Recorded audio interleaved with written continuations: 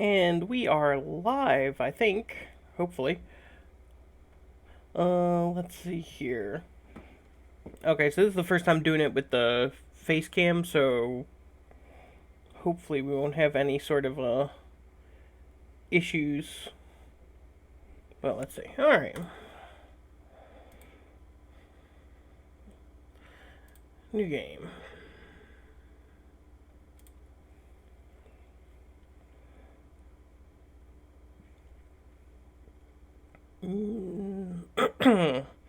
None of these guys. We are going to be starting as Earl Mershad of Dublin. Let's go ahead and do it. Okay, everything default is fine.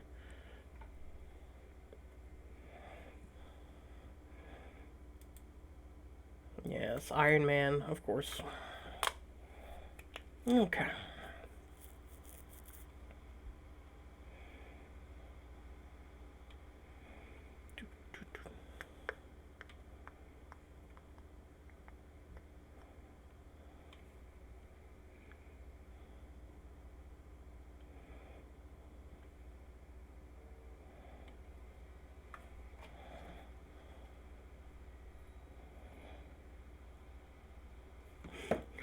All right, let's get started. We are an Irish Catholic Earl, so we are essentially at the count level here.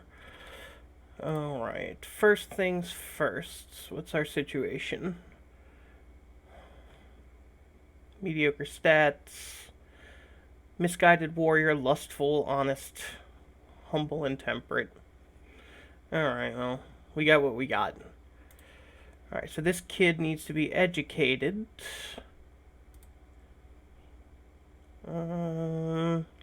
He is actually very skilled in stewardship, even though he doesn't have any traits that are leading him in that direction, so... And this is my son. Okay. Not my heir. He has an older brother. This is my eldest son, and currently the heir to Dublin.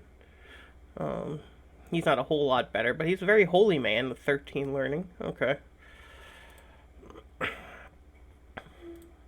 Alright, so these children need focuses as well. This is a son of mine. We need a fighter in the family, so I'm going to start guiding him towards some more militaristic stuff. We're a very pious family. Lots of learning here. Let's see. So this is the third son of Earl Mershad. Okay. And let's see. And I think this is my brother's son. Yeah, that's my nephew. I don't really care too much. I'll go with another military boy. We're going to be doing a lot of fighting, I think. Okay. So my personal focus right now, I have sons, so I don't really want family. I'm probably not going to go to war with this character. This character is just going to be about building up my realm. So I'm going to go with the business. Get more stewardship. Be able to control more territory. And let's see, pick an ambition. Alright, so his first ambition... Become King of Ireland is ultimately what we want to do, but Mershad is... He's 41 years old already. He's not going to live long enough. Let's see. Build a war chest of my gold. I'm not gaining enough gold per turn right now. So I'm going to go with just see the realm prosper. So we're not going to be going to war with anybody for at least the first 5 years. And, okay, my council. Yeah, they're more competent than usual. This guy is incompetent generally, but he is a powerful vassal. He's a bishop. He's a bishop of the church in Dublin. So he wants to be on the council, so we may have to just appease him for right now. Okay.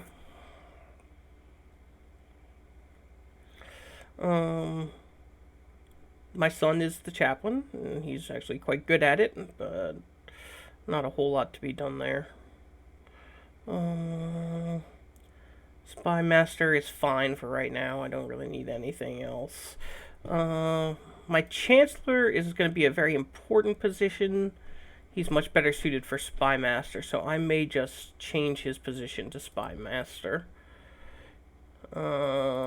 He should be my spy. There we go.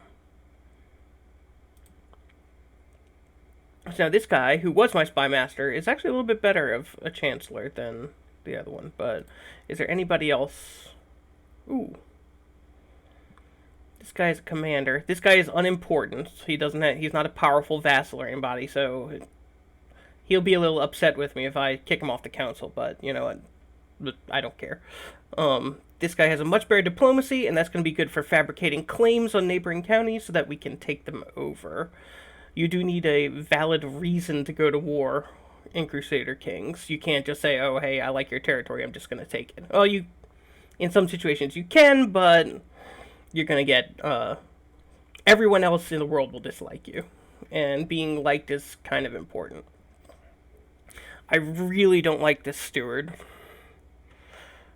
A high stewardship is really important, especially when you're building your empire, when you're trying to collect more taxes. And 4 is terrible. What do we have that's... Ugh, we don't have anybody who's better. Alright, so let's find somebody. So we're going to look for anyone who would say yes to joining my court. Out of everyone. And we're going to sort them by highest stewardship. Oof. Anna is attractive, Midas touched. She's got 20 stewardship. She's 25 years old. She's got many years ahead of you. She would be wonderful. But she's a woman. So she can't hold any council positions right now. Not with where we're at legally. Okay, so the top 3 stewards are women. Lovely. So this is a Norman guy. 13's respectable. He's trusting. He doesn't seem likely that he's going to cause any problems. So this guy is ambitious, so he might cause some trouble for me. He'll probably like me less because I would be his lord. Oh wait, no, that's a she. Theodora. Yeah, that's a woman. So she's out of the running anyway. So Sayer, welcome aboard. We are taking you into the house. Invite to court. Okay, and then once he gets here, we're going to swap out that steward. The bishop's going to be pissed off at me, but right now, I can deal with that. Okay. Before we start time, I need to get my son married. Right now, in the first part of the game, there's not a whole lot of genetic traits like genius or strong or quick to pass down into my family, so we're just going to skip that. So some sort of peace thing would be nice. England's going to be busy with the Norman conquest. It's 1066. They're going to be being overrun by the French. And possibly also the Norwegians. So we definitely need someone of childbearing age. So nobody too old. Ideally, I'm looking for something with a good non-aggression pact.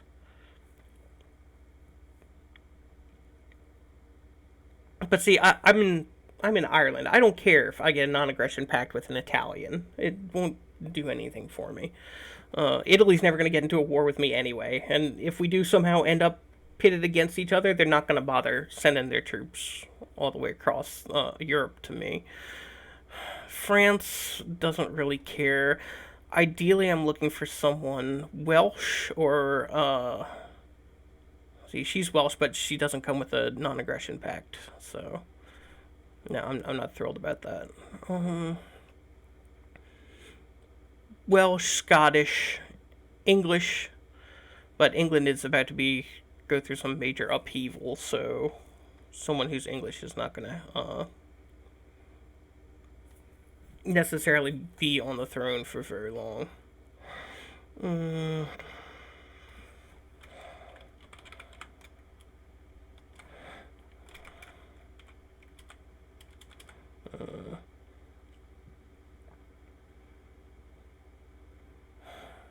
slim pickings. Okay, so in the absence of any decent uh, genetic traits, in the absence of any political alliances, what we're gonna do is we're marrying for base stats, which are inheritable and passed down.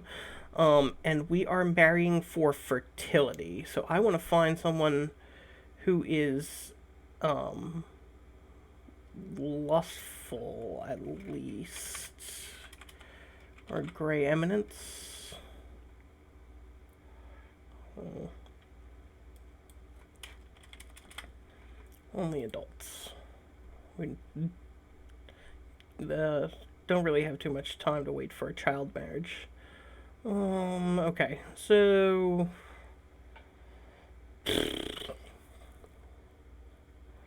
gotta be honest, nobody's thrilling me a whole lot here.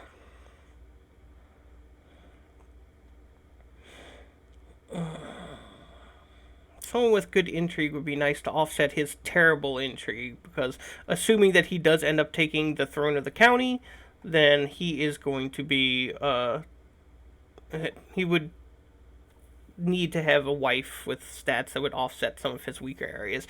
He's a good steward, which is great, and I'd like to augment that. But his unobservant ass getting killed by anybody with a decent intrigue is not promising. Okay, alright, so let's just get a lady. Sort by intrigue. Okay.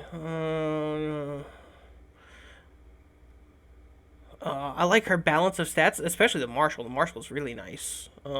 She'd be fantastic. She's Lombardy's, which may be somewhat helpful, but she's 35, so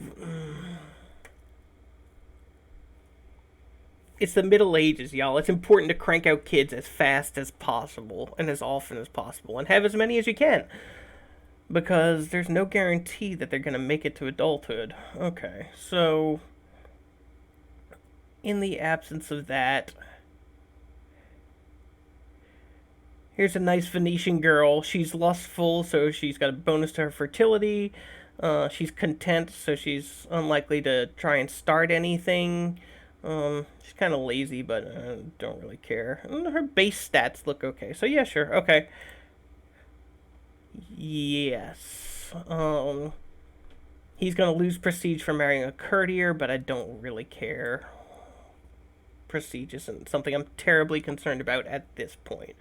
Okay, so now he's engaged.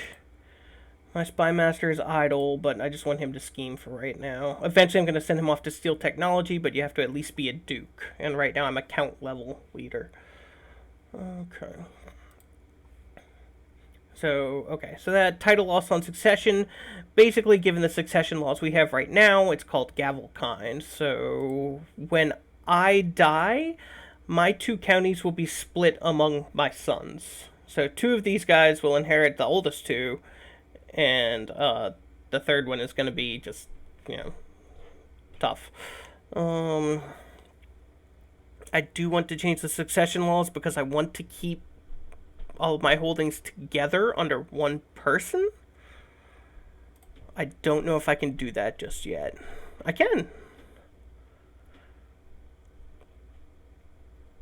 Alright.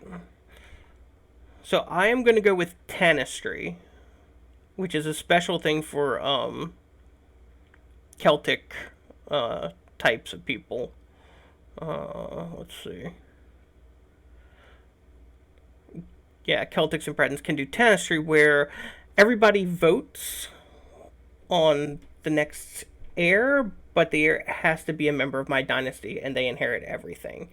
So right now the ruler and all vassals at 1 and 2 ranks below. So since I'm a count, the only thing lower than me is barons, which are mayors and bishops. So, the people who run my cities and my churches are going to get votes, and that's fine. Eventually, though, I'm going to be bumped up to a duke, probably within 1 or 2 generations, and then only counts will be able to vote. No, it's 1 and 2 ranks. Well, we'll see. Either way, Tenestry keeps the realm together, which is what I want to do right now. Successor nomination. I'm actually pretty happy with Domhnall as my heir, so yeah, I will go ahead and I'm totally fine. Now everybody else is going to get to vote once I unpause and time can actually start passing, but for right now it's frozen. Unlanded sons. Okay, so now he's getting a minus opinion because he doesn't actually have a county of his own, but that's just something he's going to have to deal with because I'm not giving anything away just yet. Alright, now, one more thing I need to do before I start time. I need to assign the council. My chancellor is right now just performing statecraft, making everybody around me nice and happy, and that's fine. I'm totally okay with that. My marshal, I want him to be training troops right now so that my levies are higher. I can get more men out of my county. This steward is about to be replaced, so I'm not worried about him. Okay. But once he is replaced, I am going to have him collecting taxes in Dublin. Okay, right now,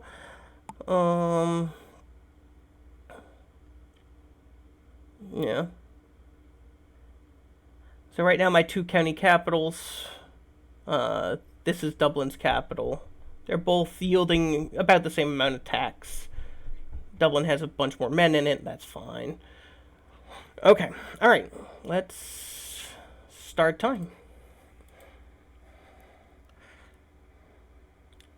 This is exactly what I was talking about. This guy has a stewardship of 4. This is why I'm immediately replacing him before I even let time start.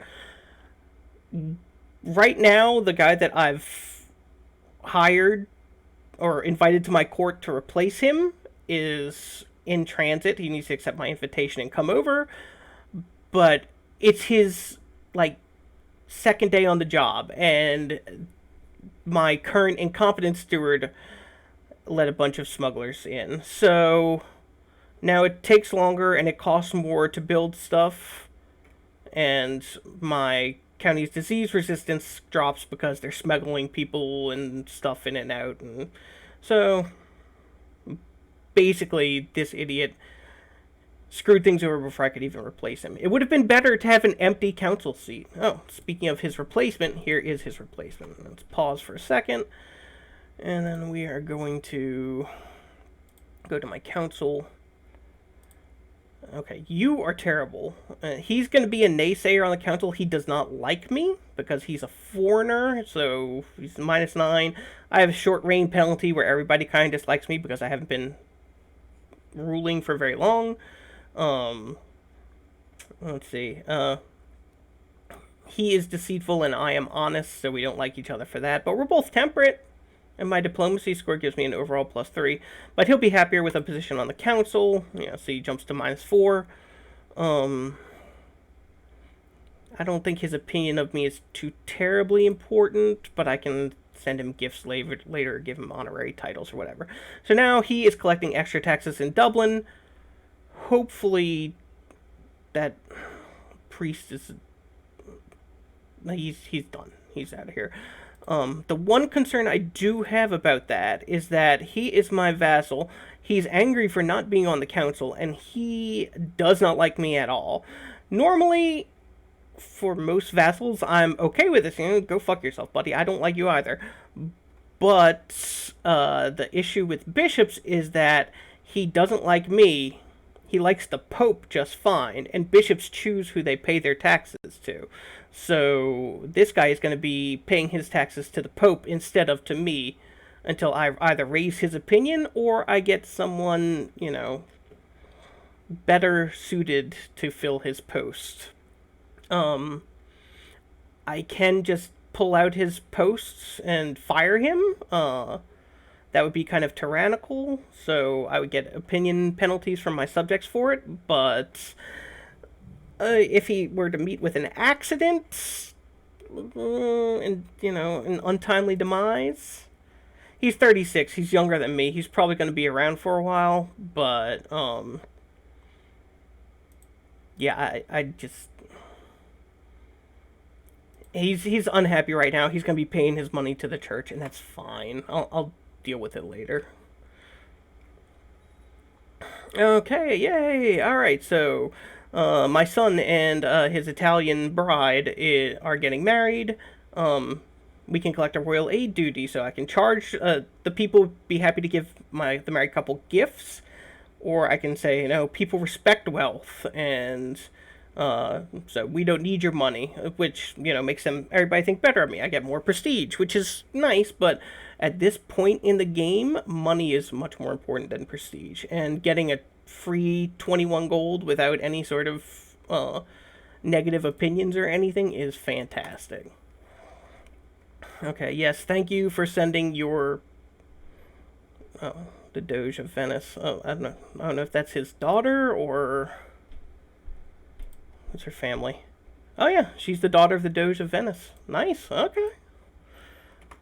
Alright, so time is passing. Let's see. Sun is still unlanded, but I don't care. I don't know if I want to join any societies just yet. I'm tempted to join the Benedictine order because of the boost to stewardship. But not right now. Right now, let's just play it straight. Though I may join that soon, because right now I'm at my max limit. I'm going to come into another county soon.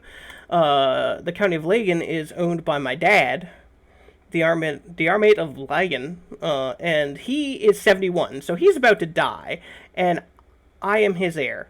So, provided my brother doesn't kill me first, I'm going to inherit that county, and then I'll be at 3 out of 2, which, it's going to give me some penalties to vassal opinion and taxation and stuff like that. It has been brought to your attention that the large garden outside your castle is frankly a mess. Last week, one of your courtiers got lost in that wilderness, and the man did not emerge for 2 days. Tackling this garden problem head-on could be an excellent project with which to improve your stewardship. Gardening is fantastic for stewardship. Let's give it a try, and hopefully we get green thumb, and not black fingers. Okay, something just happened.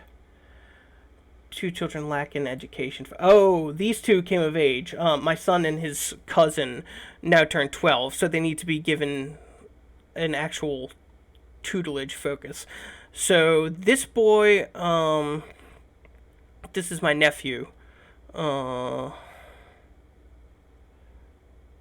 He's good at he's got bonuses to stewardship or martial education.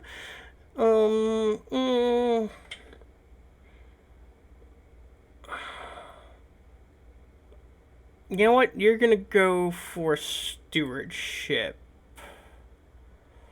And that's gonna be okay. But I want assigned guardian. Who is gonna be responsible for his tutelage? Obviously I want to be the person with the best stewardship.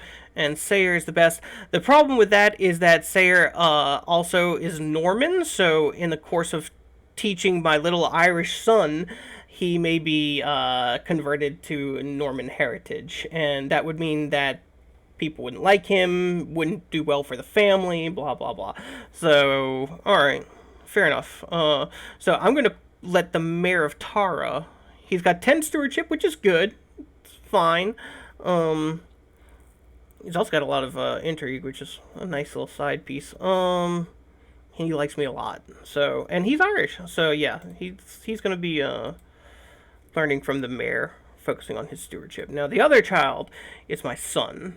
And my son, I like his stats. He's got very good base stats at this point. I mean, he's almost better than me at this point. I can train him in intrigue, and it would be good to have... it would be good to have a spy master in the family, and he's not.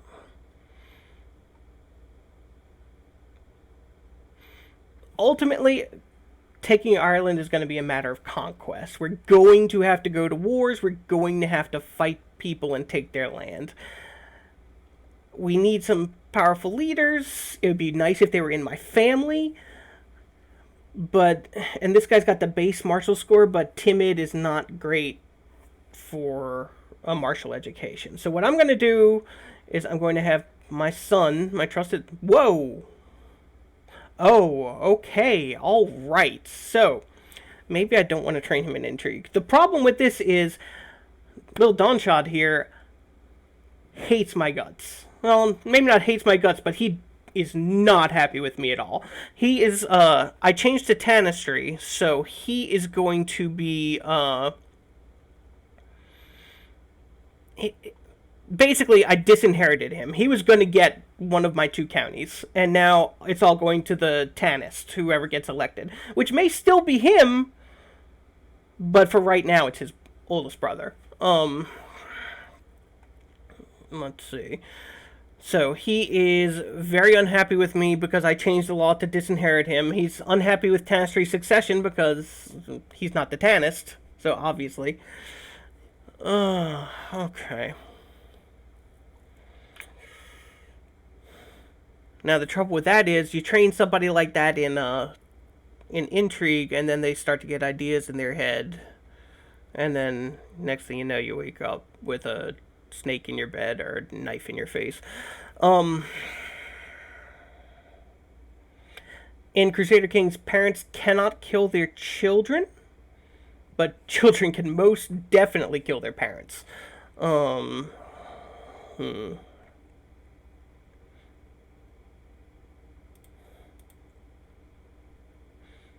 not thrilled with this, but okay, so I will try to find a way to work on my relationship. I can do that with like the family focus. I can send him gifts and take certain actions to try to be friends with him. So we're going to put him into intrigue, and when he's an adult, I might start to sway him. So, doing things to increase his opinion of me.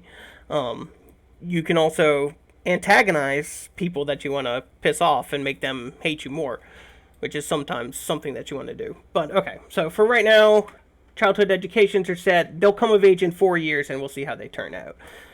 12 is education age, 16 is adulthood. Okay.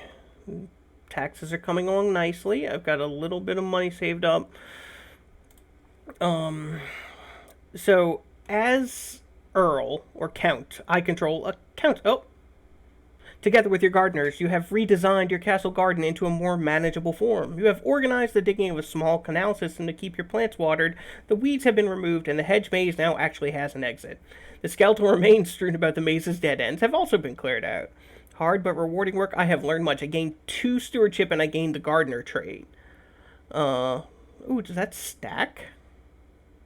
Like, am I about to gain 4 total? Because this gains me 2 stewardship, and then gardener would give me another 2 on top. If that's the case, then my stewardship is about to jump to 11.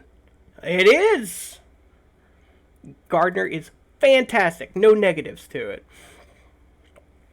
Okay, great. Plants are wonderful. Oh.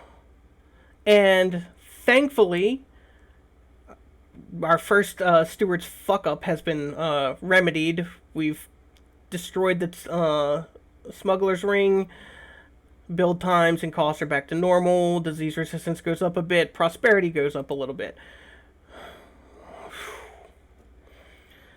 Alright, so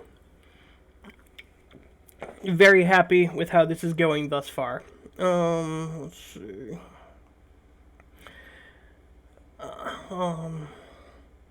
I really like the expanded soundtrack. The metal music of CK2 is very nice. Now, what I'm going to do here, I got about 100 gold. It would cost me 71.9 to upgrade my castle walls, which gives me a few more troops, ups my tax income a little bit, makes it a little hard to take, and it's a prerequisite for a lot of things, including Castletown. which is a big increase to tax income. And seeing as right now I'm building my war chests and developing my lands, yes, I'm definitely gonna upgrade to castle walls. Okay, so what's going on around here? I know that my father is going to die sometime in the near future, which I am thrilled about. Um, he is 72. This is 1067, so he's freaking ancient by today's standards. As soon as he dies, I inherit his county. I still don't have enough stewardship to handle a domain size of 3? Okay. Well, whatever. His wife is pretty. Oh, he married a 17-year-old. Lovely. Okay. But he's got hunting focus, so he's got extra health. He's got Dock, which gives him extra health. He may hang on for a little while. I'm in no hurry to shuffle him off the mortal coil, and his intrigue is very good anyway, so that's not going to be happening. After that... Okay, so Dublin... Let's see here. How do I go up a level? County of Dublin. No, it's the history. A petty noble from Venetia has spent a week visiting Dublin, constantly bragging about his wealth and estates back home, insulting his local peers, and behaving like royalty. Your courtiers are quite sick of him and are asking you to take action. So I can write a formal complaint about this guy to the Doge of Venice, which, as you may recall, is my father-in-law. I can ignore my courtiers. They'll be upset that I didn't do anything about this Italian asshole. But the trouble with this is I send a letter, and either I get 50 prestige just from sending the letter, because everybody's like, oh, he's a strong king, he's taking a stance, and so the nobles like that I do that I take action against this jerk-off. But the trade-off of that is he receives the letter. If he doesn't like the letter, he could go so far as to break the non-aggression pact that we have that happened when I married his daughter. And, I'm okay with that. I'm not planning on getting into any wars with Venice anyway, so yeah, sure. I'll take the prestige. Okay. Dear Earl Murshad, I hope this person has not caused too much trouble. I will inform my people of your customs so that misunderstandings can be avoided when they visit your realm. Thank you for offering a chance to correct this behavior. The Doge is a very nice guy. I like him. All is well. Yeah, and see, Earl Murshad likes the Doge of Venice better. Thank you, Domenico. Dominicio? I don't know. My Italian translation isn't the greatest. Okay, so we're into the Christmas season, going through Christmas. Okay, during this evening's council meeting, first of the year, must be a big one, Spy Master Maldup told us of a rumor he had encountered. The peasants speak of an artifact hidden not far away from here. The specifics of Maldup's information are uncertain, but perhaps this would be worth investigating. Okay, so do I chase this artifact? Which could be a treasure that would give bonuses not just to Earl Murshad, but to his descendants as it's passed down through the generations, as it sits in the county treasury.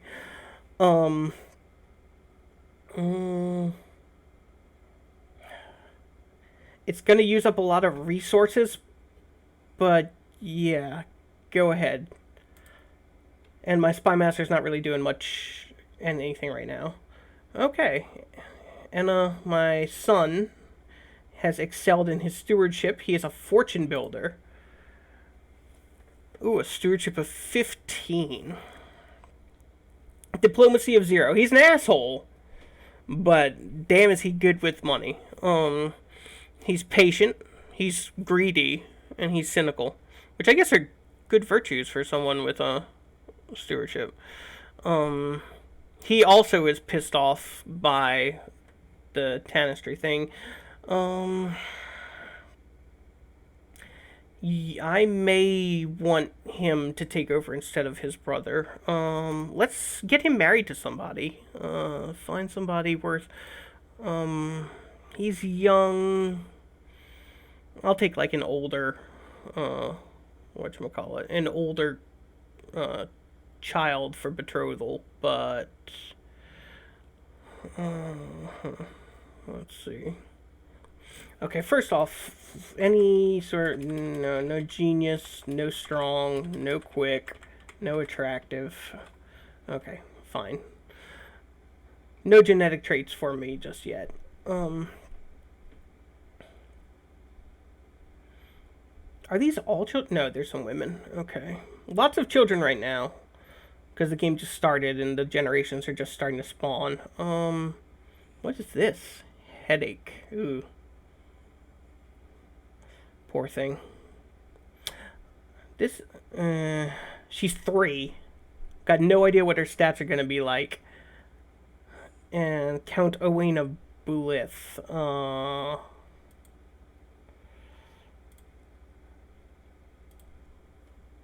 So this guy who controls this one county, a non-aggression pact. No, I don't care. If it was like the King of Wales, I'd consider it, but no. Okay, so this guy is a steward. Do I want to play to that, or do I want to...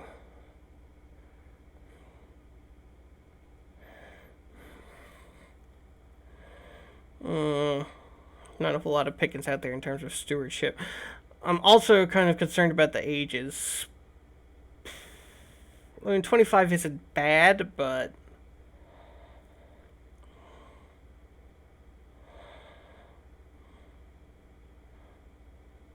God, this lady is awesome, but she's 37. Maybe 1 kid. Possibly minuscule chance of 2.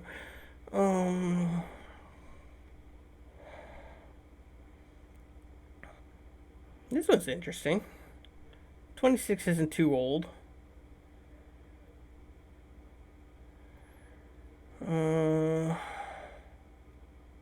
Whoa.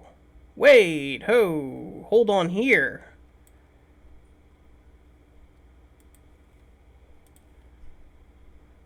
I'm sorry, little girl. I need to see that again.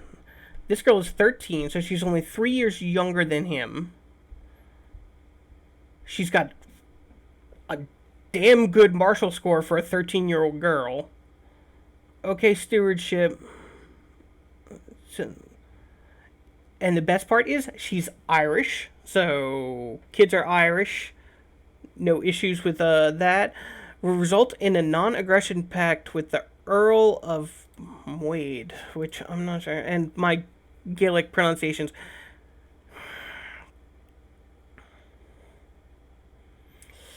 Now that's it's close. I don't think we'd end up with it at all, but having marriage ties with other Irish families would probably be a good thing in the long run. So yeah, actually, I want him to marry little Bridget.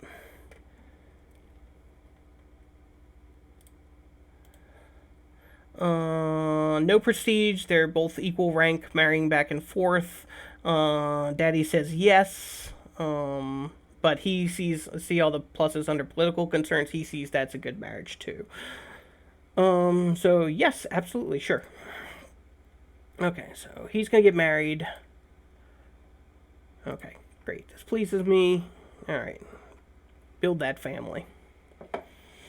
I wish they had some fertility bonuses. Yay! Okay, that's fine. Is this her arriving? No. Oh, she's not arriving yet because she's only 13. When she comes of age in 3 years, then she'll come to join the court. Till then, she's staying with her daddy over here. Okay, making steady progress in search for the artifact. That's great. Okay, now.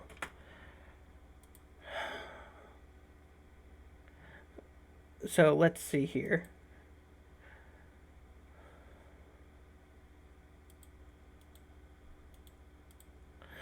Okay, so Dublin is part of... I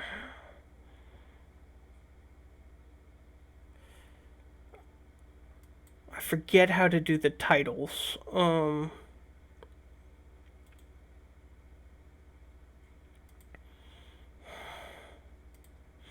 Oh, okay. So I checked de jure. Okay, so there's a difference between de facto and de jure, right? De jure is by law. This is what is supposed to be part of Dublin. The county of Dublin is by law supposed to consist of the city of Dublin and the bishopric of Ardegau-Croist. Whatever. But more importantly, according to the de jure law, the county of Dublin is part of the Duchy of Meath, which is part of the Kingdom of Ireland, which is our ultimate goal. And the Kingdom of Ireland is, of course, part of the Empire of Britannia. But what is the Duchy of Meath? The Duchy of Meath is these four counties. These four counties together make up the Duchy of Meath. So what would happen is right now the Duchy of Meath does not exist. The Duchy of Meath is just a concept. Because there is no duke. There would have to be a Duke of Meath to hold the title of the Duchy of Meath. So I can create this title if I control 51% of its de jure counties, which I currently control 50%. I control 2 out of 4. If I take either one of these counties, I can create the title of Duke of Meath. I can create the duchy formally, and my character will ascend to dukehood and will be the Duke of Meath. At that point, I will own 3 out of 4, and I will have casus belli, a reason to go to war for the 4th county, because I'm the Duke of Meath. I'm supposed to control this county. So I will take it. So say I take Westmeath. I control 3 out of the 4 counties of the duchy. I create the duchy, and then over here, Sildara, I say, hey, you're supposed to be you're supposed to be under my control. You are my vassals. I am exerting that claim. Either join me or we're going to war over it, and I will make you join me. This is all down the line. We started out with his ambition to have 5 years of peace, and we're just a couple of years in. So this is just long-term planning. Once I have this duchy, then I can plus this county from when my dad dies. I'm going to be pretty powerful. I'm going to control a big chunk of Irish land. Pope died, new pope, who cares? Got a big chunk of Irish land, a lot of Irish soldiers, and then I can start slowly taking over the smaller, more independent places. And eventually, the goal being I control over 50% of the counties of the Kingdom of Ireland. I create the Kingdom of Ireland, and then everybody either falls in line and bends their knee to the king, or the king and his soldiers make them. Okay. But so far so good. No diseases that I can... There we go. Dad just bit it. Okay. So my father just died. Okay. So I now have 3 out of 2 domain. Oh, okay, stop. Oh, William de Normandy. Okay. That's the Norman invasion of England, where I'm not concerned about that right now. Your father died a natural death. Okay, good. So now his county passes to me. I have these 3 counties under my control. I am the Count of Dublin, but I also hold the counties of Meath and Lagan. So technically I'm the Count of all 3 of these places. Now I can give away these titles, which maybe I want to do to get one of my sons happier. But frankly, at the moment, I'm going to hold on to Lagan for as long as I can, because it's given me a huge load of extra tax revenue. That's another 300 soldiers under my banner. I'm getting a small penalty for domain size to like taxation and levy raising and vassal opinion, but I don't give a shit. I'll take that penalty in exchange for the extra tax, the extra soldiers. And if it gets to be a problem, I'll give it to one of my kids. Soothe over those wounds created by the fact that they're not Tanis. Okay, yes. So, yeah, my domain is a little too big. Ideally, I'm going to try and gain a little more steward... Okay. So, yeah, in order to gain more stewardship, I am going to join the Benedictine Order. At the first rank, I gain a little bit more monthly piety, very little bit. The fertility hit would be a problem if I was a young new leader with no heirs, but I got 3 sons. I'm good. I don't care if I don't have any more children. I think my wife is actually past childbearing age. I mean, I could still marry a pretty young thing or whatever if she were to die or get a divorce, but I'm fine with the situation as it is with kids. More concerned about my kids having kids. So yeah, actually, I would like to join the society, please. The Benedictine Order, join society, and yes, I meet all the conditions that are required. I do have to pay a fee. I lose about 19 gold. I join the Benedictine Order. We are delighted by your decision to join our ranks as a lay member, Earl. Together we shall strive for the betterment of ourselves and our fellow Catholics by following the rule of Saint Benedict. Go with God, conversus Jespanek. So now I'm a member of the Benedictine Order. It's pretty easy to get into the Christian orders. You just pay the fee. As long as you haven't pissed off the church, gotten yourself excommunicated or anything like that, then you can get in. Okay, so now I've joined. Ideally, first rank, I don't get much. Second rank, I do get a bonus to stewardship. And then third rank, an even higher bonus to stewardship. And then when I become the conversus of the order, I'm going to turn down the volume a little bit. Let's see here. Is the game sound coming through at all? Are y'all hearing music and sound effects and whatnot? I don't see any kind of chat, anything. Okay. Now, let me know if there are any issues. Because it's not showing anything coming out of the audio output. Okay. Anyway. It's a great honor, Conversus. I get a nifty little shepherd's crook. I shave my head. It's all good. Okay. So now, devotion. This is what I'm going to be gaining. This is my fuel for this, what you would call it. This is my fuel for the society. I spend it to rank up. I spend it to use the special powers. And right now my power is my wards have a chance to gain increased attribute points during their education, and upon reaching adulthood have a chance to lose wicked traits and gain pious ones. Not always a benefit. Some of the wicked ones are better than some of the pious ones, but it's a trade-off. But definitely giving them an increased chance to gain attribute points during their education is phenomenal. The only problem with that being, I'm a pretty good steward. Oh, yeah, after I started gardening. Okay, yeah. Alright. So, ideally, my idea in joining the Benedictine Order is to raise my stewardship to the point where I can handle the 3 out of 3 domain and possibly more when the time comes to take this duchy over.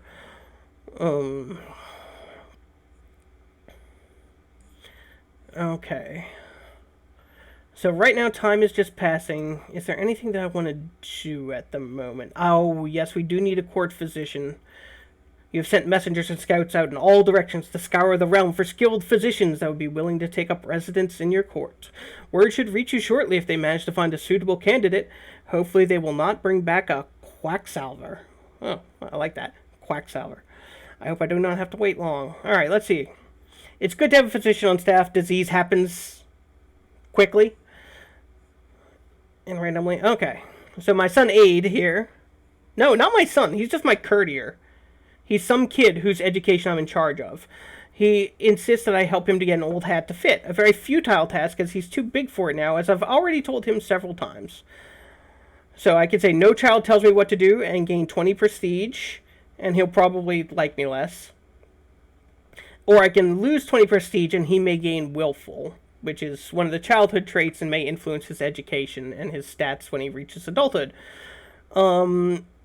I don't know this child or his parents. I don't care about this child or his parents.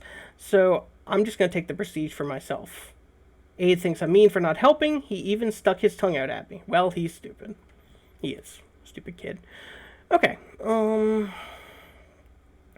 of your scouts report of a cunning eunuch who has taken up residence in a nearby tavern.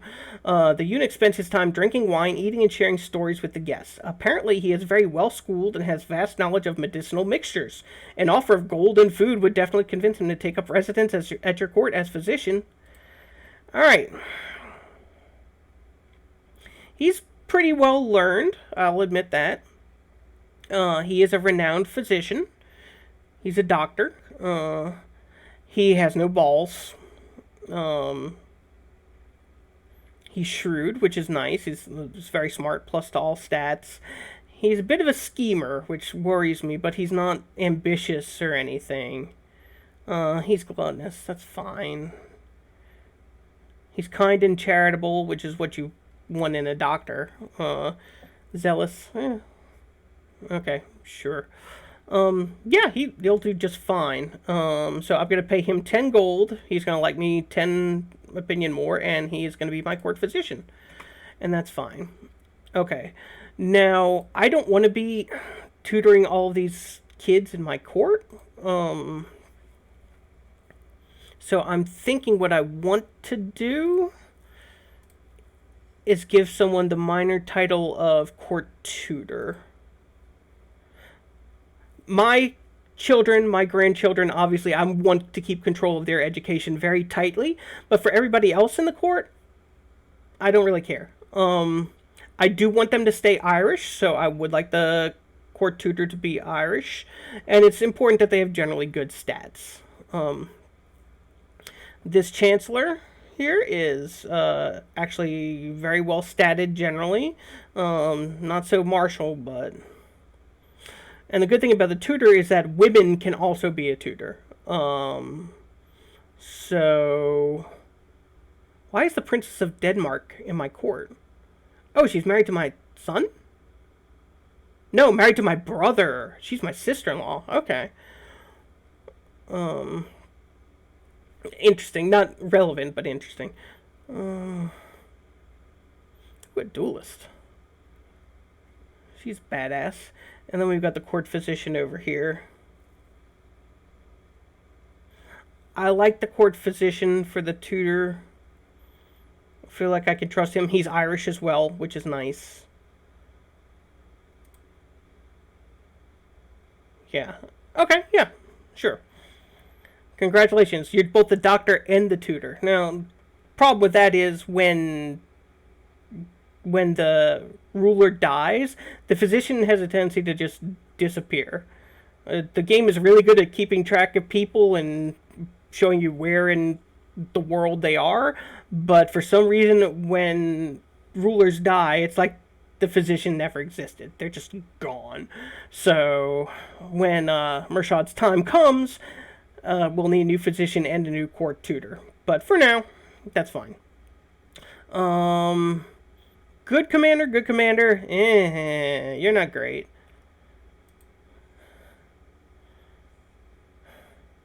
Okay, no, I don't want him on the battlefield. Yeah, you know what? This is the bishop who doesn't like me because I kicked him off of the council because he was an incompetent steward. No, this was the incompetent steward. This is a whole nother bishop that doesn't like me. Why? Because he wants a seat on the council. He's must be... Oh, this is probably... Yeah, he's from my dad's... He's a bitch from my dad's county. And now he's pissed off that he doesn't have a seat on the council. There's only so many seats on the council, you guys. Okay.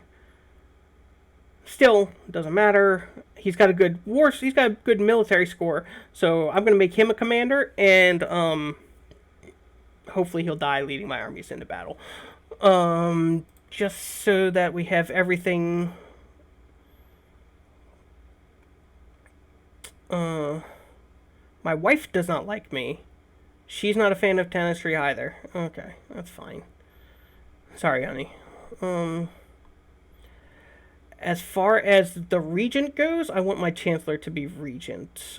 He's honest, he's patient, he's erudite, he's charitable, he's a cleric, He's got great diplomacy and learning. I trust this man with the kingdom in the event of my death or incapacitation and no heir of age.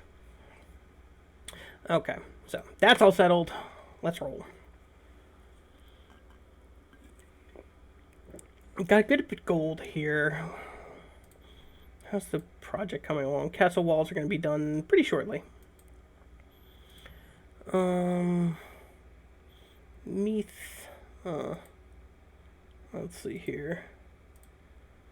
Pardon me for 1 minute. I'm looking over at the Twitch stream.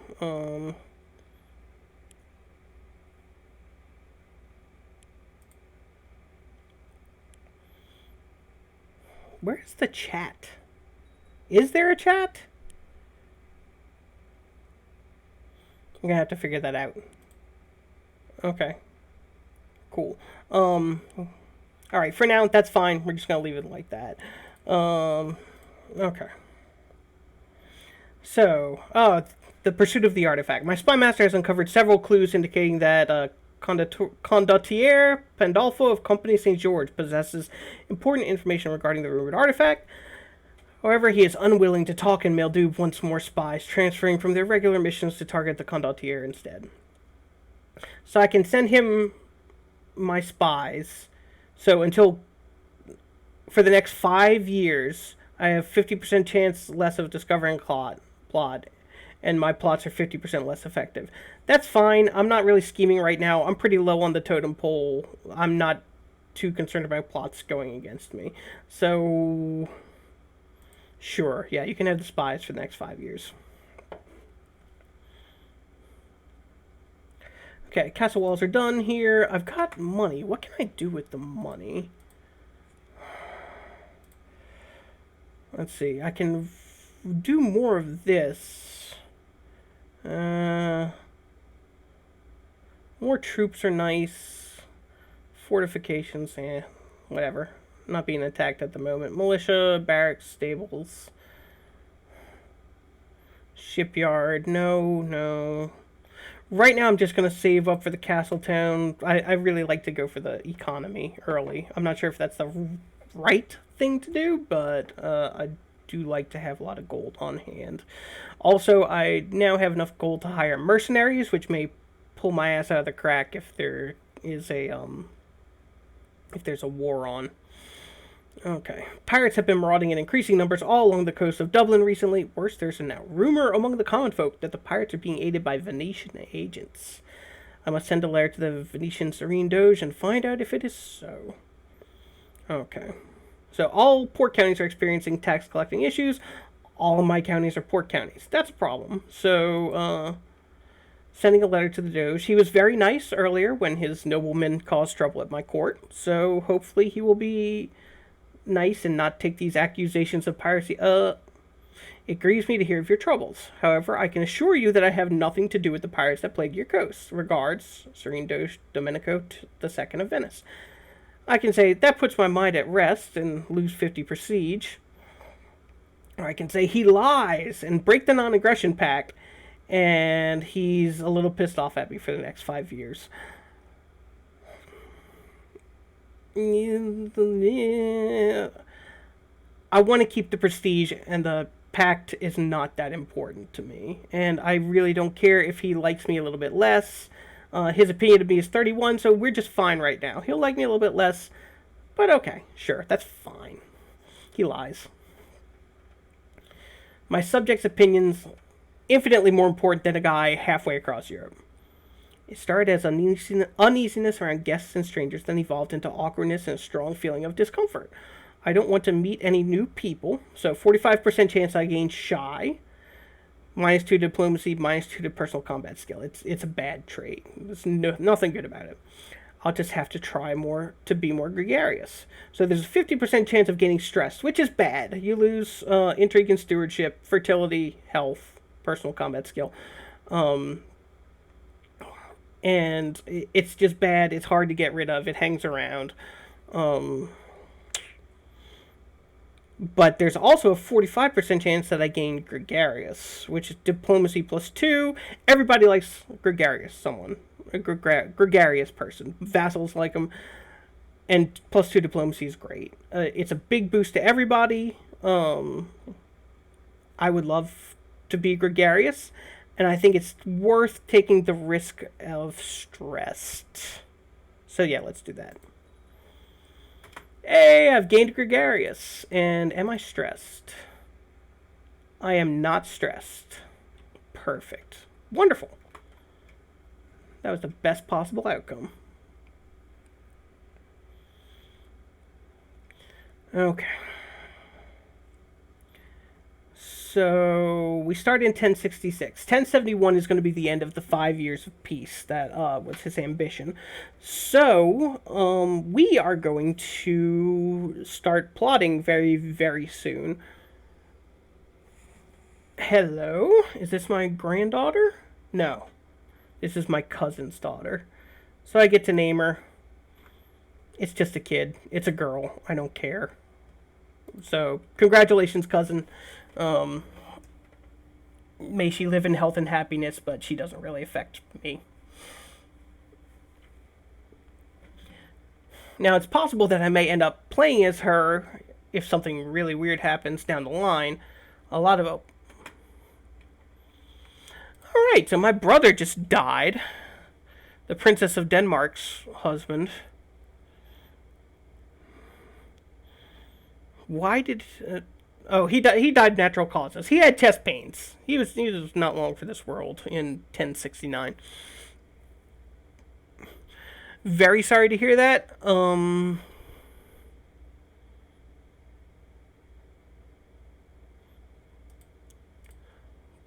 really care though.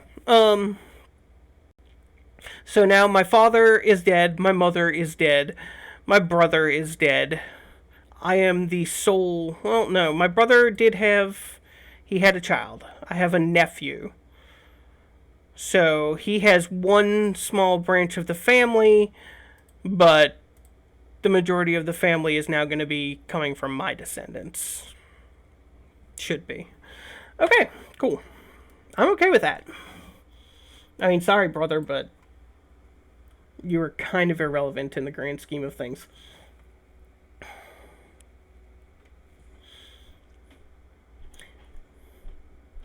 And that's one of the things that Crusader Kings does to you, right? There comes a point where you roleplay as the leaders and you make the decisions in the ways that you think that they would, but there's also the gamist part of the narrative where you make the decisions that benefit you, and if the decisions don't affect you, then you don't really care, even if it's your brother or your parents or whatever.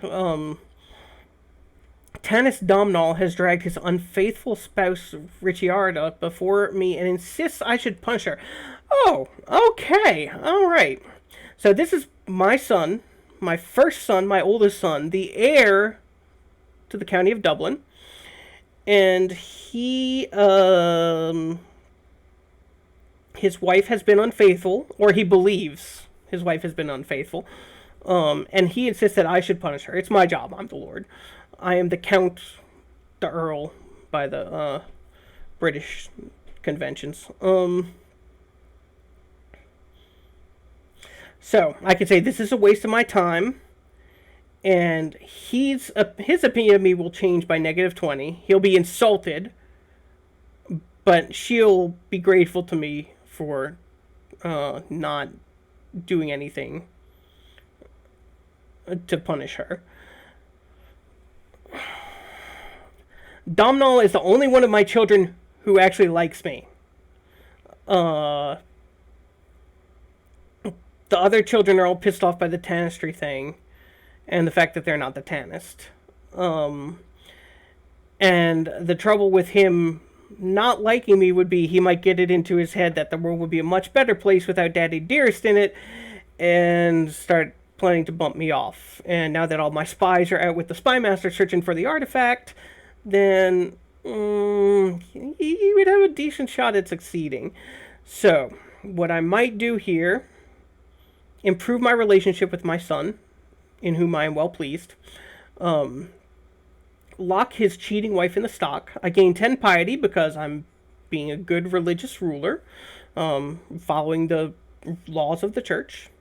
Um, Ricciarda is not going to be happy about it because she's going to be locked in the stocks and made fun of and have rotten eggs and tomatoes and horse shit thrown at her, but she's not as important as my son. And I'm willing to risk her becoming petty and killing me. She's not ambitious. She's pregnant. Okay. Yeah, she's content. So she's not going to be causing any problems. She likes me a lot already. She'll like me a little bit less. She'll still like me. And just for a year, she'll be insulted. Okay, yeah, sure. Lock her up. And most importantly, my son stays happy with me and doesn't make any plans to kill me. I'm gonna check and make sure that I'm still floating enough money for mercenaries. I'm gonna have to go with the cheapies, but yes, I can hire them. While attending prayer one early morning, I noticed my sister Elizabeth drowsing off in her. Oh no, religious sister, not blood sister. I don't have any blood sisters. Meanwhile, our fellow members of the Benedictine order are deep in their contemplation and do not seem to have noticed yet. So, should I wake her before anyone catches on, or just let her sleep? And here's one of the things where I would do it more of a narrativist playthrough than a game is. Earl Mershad is a holy man, and he is, this is sort of disrespectful and impious, but he's also a nice guy. He's humble, he's temperate, he's honest and gregarious. He's a good man. He's a little horny, but okay, so yeah, I'm gonna wake her.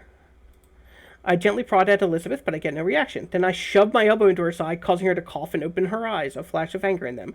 Her face turns red as she blinks, the situation dawning on her suddenly. Thank you, she mumbles sheepishly.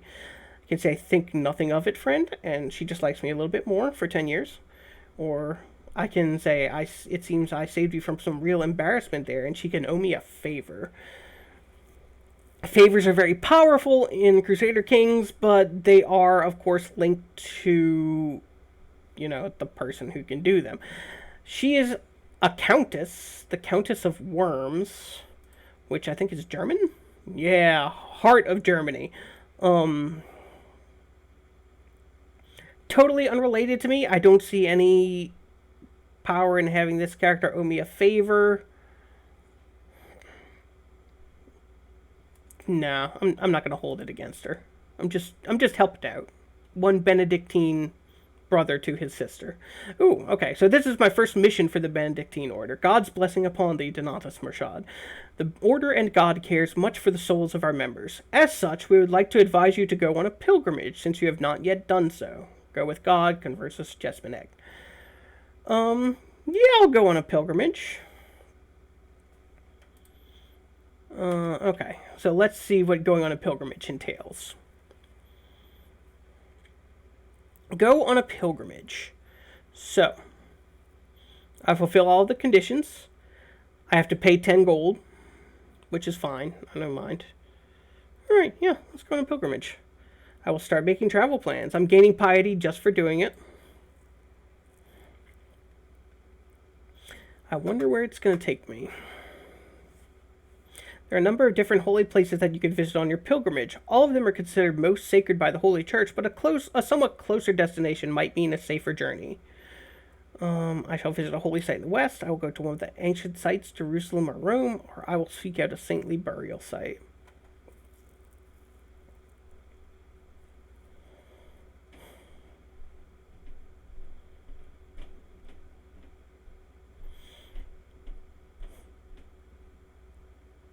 You know what? He is a righteous and God-fearing man. He is going to go to Jerusalem or Rome.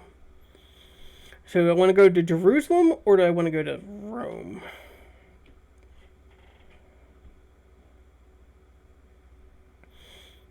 Yeah, let's go to Jerusalem. Why not? It'll be fun. It's lovely this time of year. In October of 1069. For some time now, I've been worried about Spymaster Maeldoob's progress, or rather the lack thereof. Now my worst fears have been confirmed. As a consequence of Maeldoob's carelessness, an accident has occurred and a large amount of the resources and documentation was ruined. Why'd I entrust the search to that envious jester? There's a big setback in the search, and my opinion of him changes by -30 for 10 years because he's a useless moron. Just who you want in their spymaster position, protecting you from the blades of assassins. My things are packed, everything is in order. At the end of my journey, the Holy Land awaits. Off we go. And it's a good thing I set up the regent, because now my chancellor is serving as the regent in my stead. I have a grandson. Now this is interesting. Totally blank slate. No genetic traits. But we can already start guiding him. Alright, Congal. I think it is going to be your destiny is going to be uniting large parts of Ireland through force. You probably won't be the first king, but you'll be deeply involved in the setup. The old wooden bridge has carried many pilgrims in its day. It creaks suspiciously as you step on it. No time to stop. I'm sure it'll hold. I might get hurt. I can stop and help repair it by paying money. These people deserve a stone bridge. I shall pay for it. I pay a lot more money, and I gain the trait of charitable, which is great. Plenty of diplomacy, a good church opinion, and same trade opinion. Am I already charitable? I am not charitable right now, so it would be good to gain another virtue. And 30 gold, I was just complaining about the stockpile and not having anything to do with it. So, yeah, I will pay 30 gold to gain charitable. Bertissa. Who's Bertissa? Oh, she's just a lady in my court. She is my cousin's wife. Oh, she's the duelist. Okay. 18 years old, greedy, erudite, and gregarious. No. I've got enough heirs. I'm a holy man. She's not my... I'll lose 5 prestige, but no, I'm not getting involved. Not worth it. You can also end up getting killed by jealous lovers. There is a star shining unusually bright in the clear sky. You see it every night, and its position coincides more or less with the direction to the destination of your pilgrimage. Okay, so I can say the Lord is showing me the way, and I might gain zealous, which is great for martial and church opinion and piety.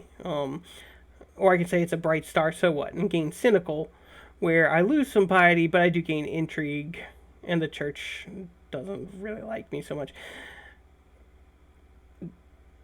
Both narratively and gamistly, in this case, I think that zealous is the way to go. Only a 20% chance, but the increase in piety is great. A boost to martial would be nice. And having the church and other religious zealots like me would be definitely worthwhile.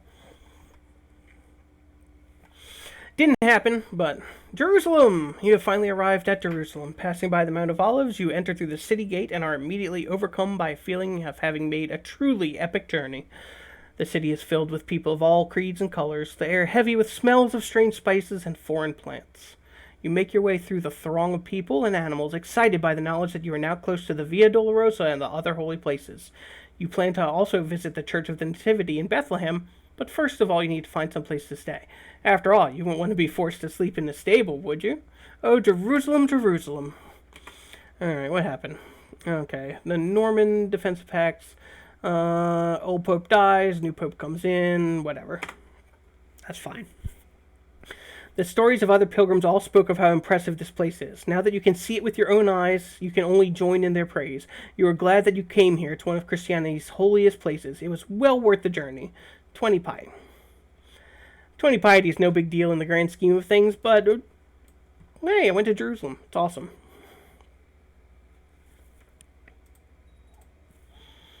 Whoa, whoa, whoa, whoa, whoa, whoa, whoa. Okay, a lot of stuff happened just now. Just returned back from my pilgrimage. It was a rewarding and interesting journey, and you'd do it all again if you could. Still, it's good to be back home. Great experience. I gained 30 piety and the trait Pilgrim, where I gain a little extra bonus piety and more opinion from other Catholics, which is great. Okay. Time out. Regency has ended. I'm back. We are pleased to hear that you've safely returned from your pilgrimage and trust that has been an inspiring experience for you. Signed, Versus Jesmanek. Praise God. So I completed the mission going to pilgrimage. I gained 300 devotion, which is a good chunk, I believe. Okay, so Sayer is no longer steward. I think my steward just kicked the... He died on the toilet. Okay, so my steward died while pooping. And now I need to replace him. Alright, who do we have?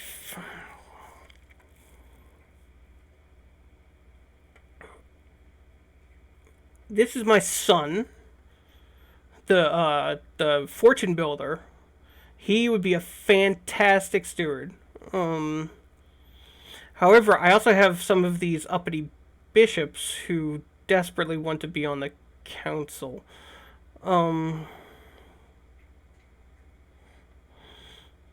He might actually make a decent marshal. I might put him in as marshal and remove the mayor.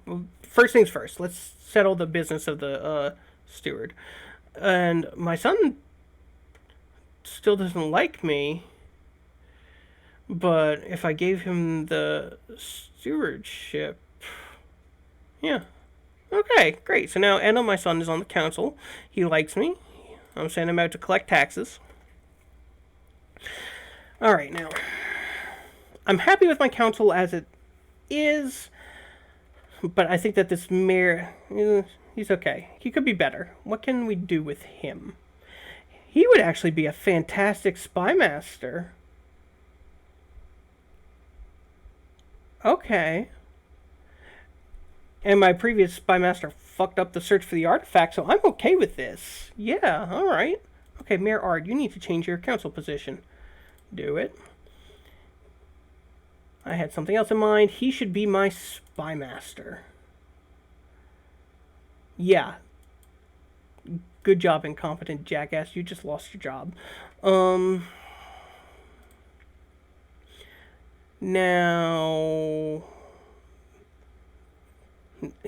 they just swapped places. So now he's the marshal. And he's actually a pretty good marshal. He's also a powerful vassal. So... And he's already at 68, so I don't think it's worth it to replace him with one of the bishops just for the +1 increase in marshal and for barely breaking that opinion into the positives. I would much rather have this established, loyal guy on my council. So, yes, he can stay. I want him to train troops as well. My council is quite good at this point. I'm very happy with how this is going. I am getting about 4 gold a month, which is good. My domain is still too big. My spy master is idle. I really don't have anything else for you to do right now, so you can go ahead and search for the artifact. Which is, I just noticed, is going to eat 5% of my national tax, so that's fine. Already complaining about having too much money. Okay, so it is now 1070. It has been 4 years since we started, which means there's 1 year left on the peace and prosperity ambition from Rashad. The princess went back to Denmark after her husband died, whatever. Betrothed can marry. Yes, this is Bridget. This is the young lady from over here. And how did you turn out, hon? No.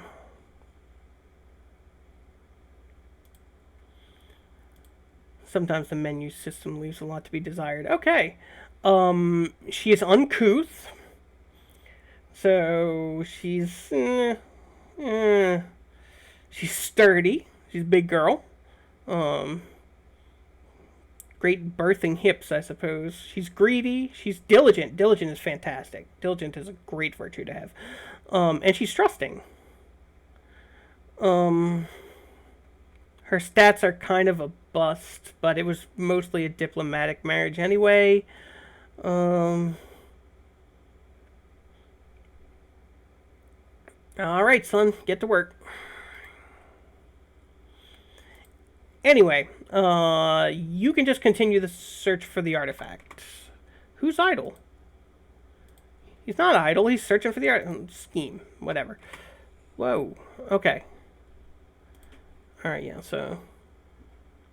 Oh, they set up an anti-pope, which would be really interesting if we were on the continent, but we're not, so I don't care.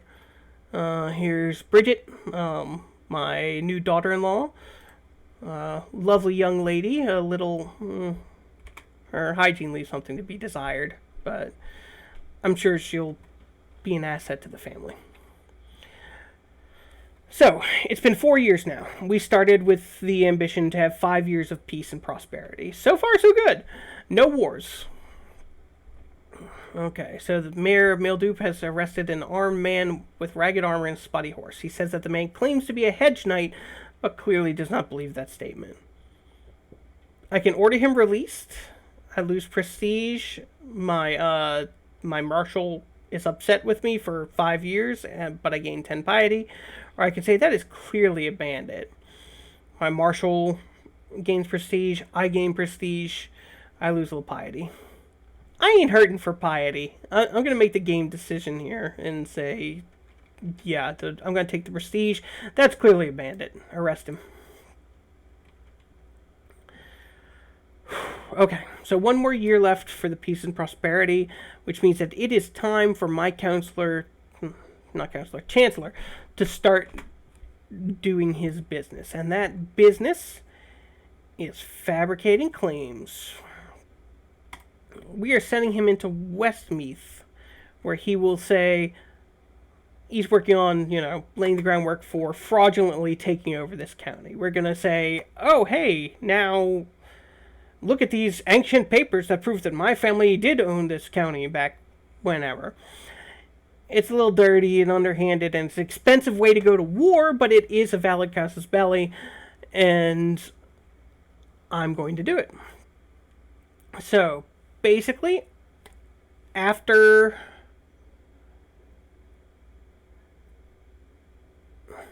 the ambition is fulfilled, and I have the 5 years of peace and prosperity, and I get the reward from that, then I am going to hopefully at that point we'll have the documentation required to where we can press the claim, declare a valid cause for war, and then take that county. And that county, of course, means to hold 75% of the Duchy of Meath, which means that I can make myself Duke, and then look at that last county and say, hey, you're sitting in my seat, get out. So, that's the plan.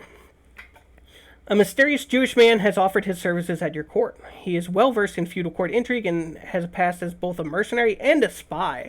If he can be trusted, he could very well prove to be an indispensable asset to your council. Indeed.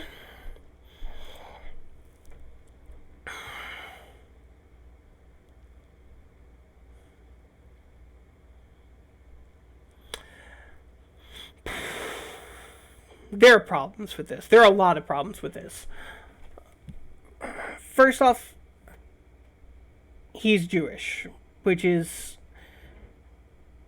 according to the systems of the game, just for being different religions, not only is he going to have a bad opinion of me, his liege, a devout Catholic, but he's going to be have opinion penalties with all the other Catholics in my court. So that I don't like.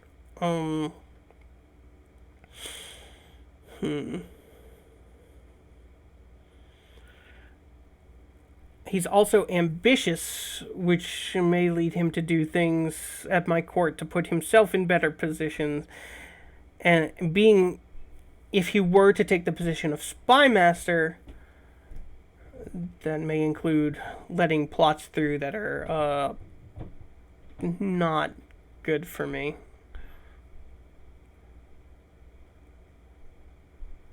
So no, clearly I can't have this guy as my spy master. And there's the fact that he doesn't like me, and I don't like him. So I'm just gonna let him kind of stay here and live in my court, and hopefully he doesn't cause any trouble. If he does, then we'll throw him in jail or banish him or whatever. We'll try to. It's gonna be hard with that intrigue score. Cardinals, Cardinals, Cardinals. Don't care. Where are we at? So I can pull up an army of about 1,000 men. 1.2 when I call up everybody. Got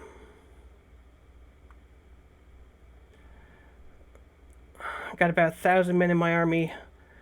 This is the man who I would be going to war with once I press that false claim that I'm currently working on manufacturing.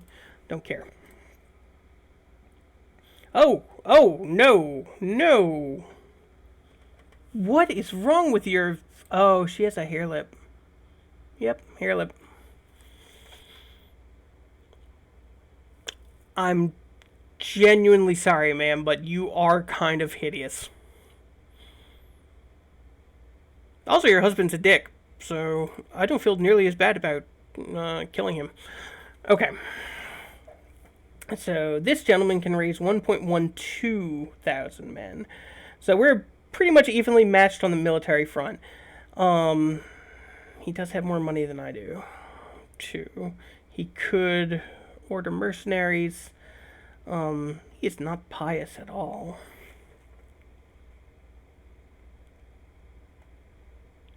He's also old. And if he's old, then that means that he may be dying soon. And if he dies, what am I looking at? Son's a decent warrior.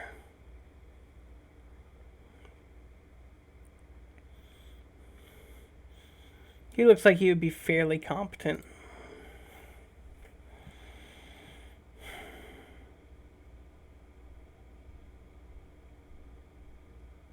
How come he gets 3 domain and I only get 2? He must have a really good steward. Okay. Anyway, right.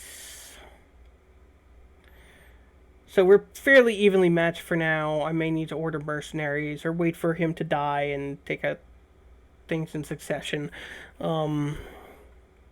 His son is married, so I can't make it I can't marry into his family and get the land that way. Okay. Let's look at our neighbors elsewhere. This guy is young and unmarried. He's got no children.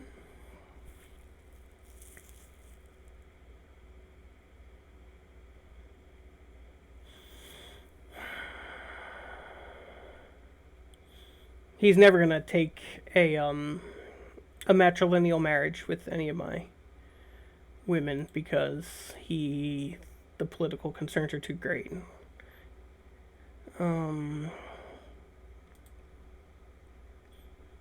Okay, but let's see. So I have one person. She's not even in my family. She's just a courtier. Nah, can't do it. And this guy, his heir is not yet married, but no, he's pretty powerful in his own right, and he would not be interested in a matrilineal pact. Okay. Onward.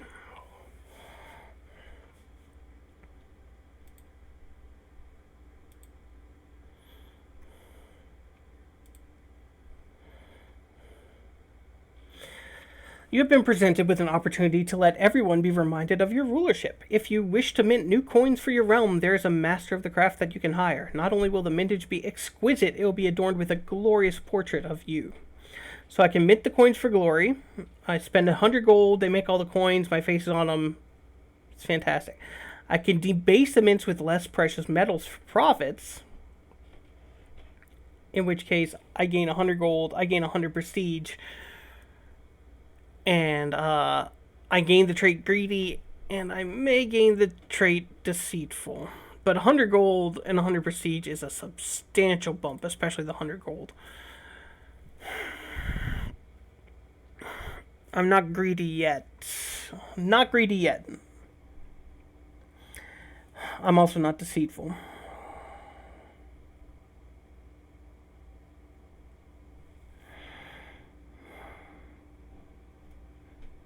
No, it's 100 gold. It's 100 gold, but there's a decent chance of it coming back to bite you in the ass later, and things turning even worse. And he's a holy man, so no, let's not do it.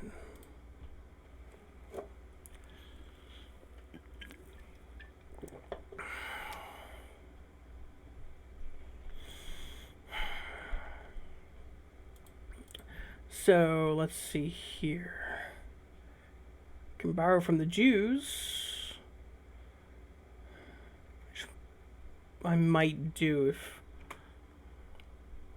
Spymaster is making steady progress. Awesome.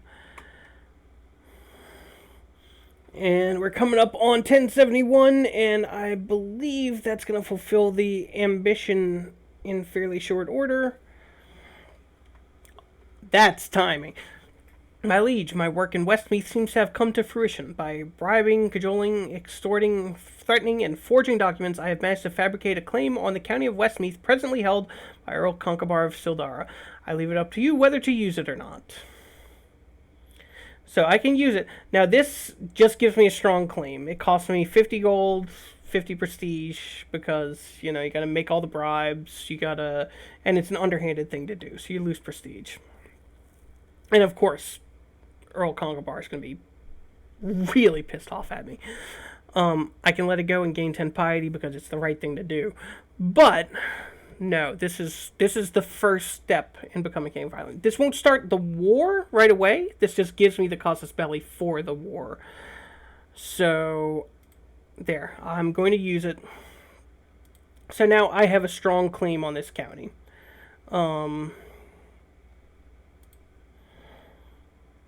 And let's see here.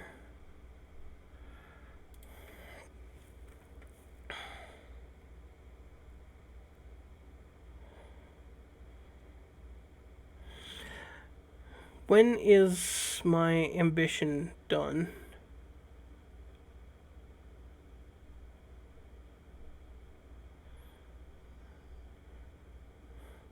Oh, I was right about the birthing hips. All right, my grandson.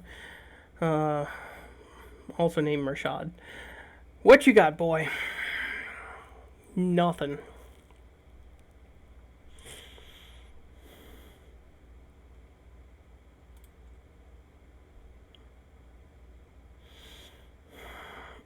I'm sending your cousin down the warrior path. Maybe I want you to be...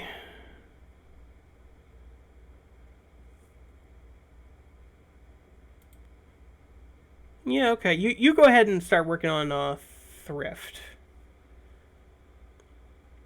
It's like he pops out of his mother and then we press a clipboard into his hand. Okay. Alright, Murshad is fine. Good family name. Alright. So it is 1071. I wish I could tell when this would happen. But it's going to be soon. The game may have started later in 1066 than I thought. But that's fine. That's fine. We'll get there. We have the claim whenever we're ready to use it. I believe that a forge claim will expire when I die. It will not be passed through the bloodline.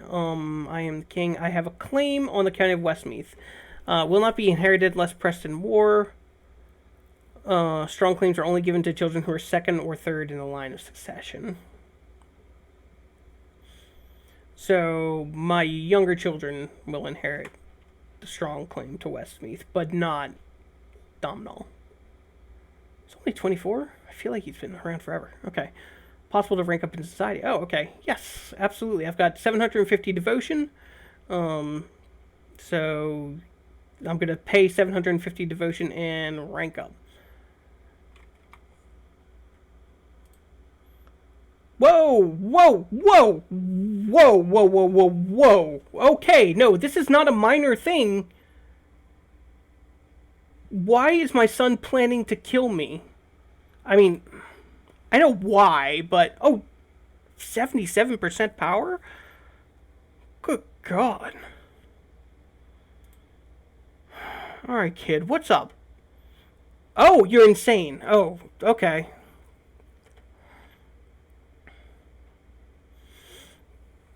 You've got 11 intrigue, and you're insane. I'm the one who suggested that he learn intrigue, wasn't I?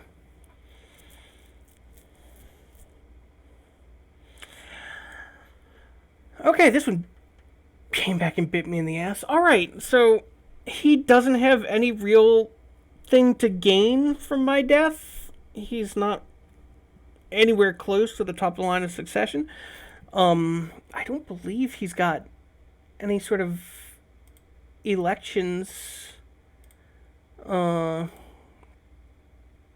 the only other thing is my nephew, my brother's son. He's got one vote from the mayor. My marshal right now likes him. Probably, I'm guessing that he's a strong military guy. Not particularly.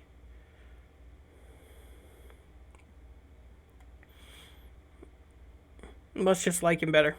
Okay, anyway.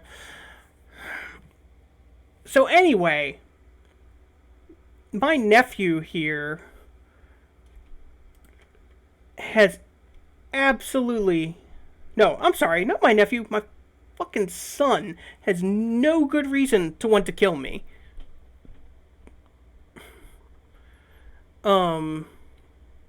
Obviously he's pissed about the succession law.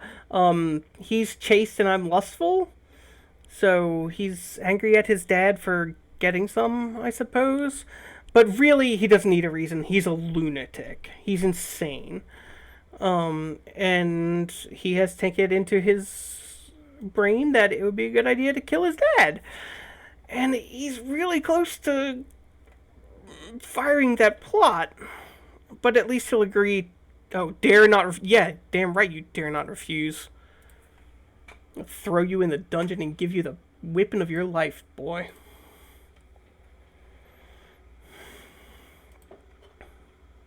Kids these days. Dear father, peace be with you. Your demand is just. My scheming was obviously misdirected. I hope you will find it in you to forgive me.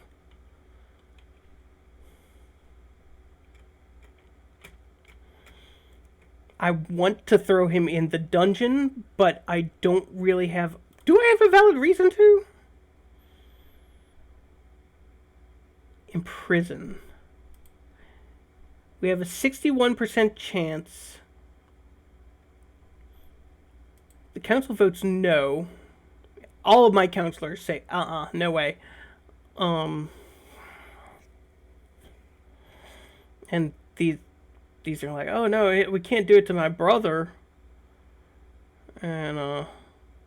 And this guy says, I do not want you to weaken your... He's insane and wants to kill me. I feel like the dynasty would be better off without him. But, fine, whatever. Okay, we can't imprison him.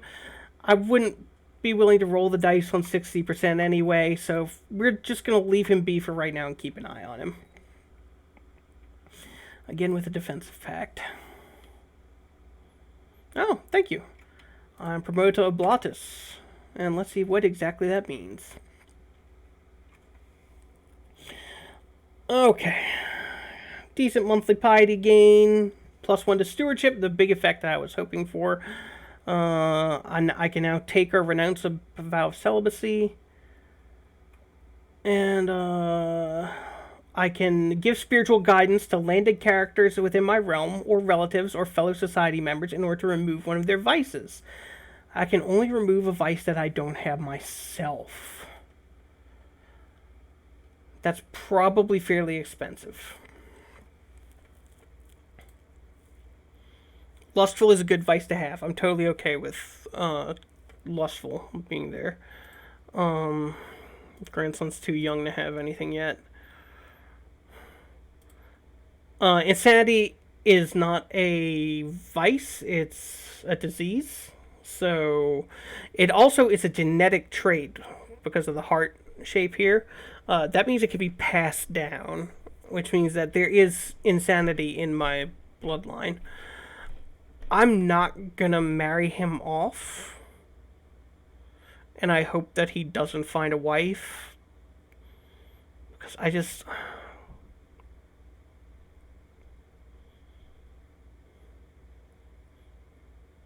don't like this kid. He's 16. He just came of age, and his first thing was like, time to kill dad.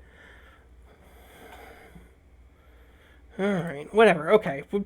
I'll keep an eye on him. I'll be very worried about him. But whatever. We're moving along. On this little thing, can I see anything about plots? Disabled alerts.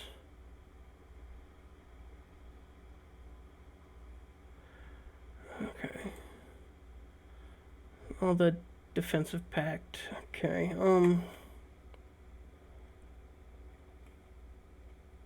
Actually, no. I don't want to. I saw that briefly. Domhnall.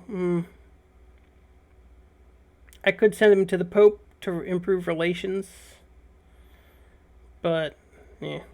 Also, the good thing about becoming a duke is you unlock technology, and at that point, I'll be able to send my spy master to study the technology in other lands, and actually begin to advance my realm and the laws and succession and everything. But yeah, for right now, we're good.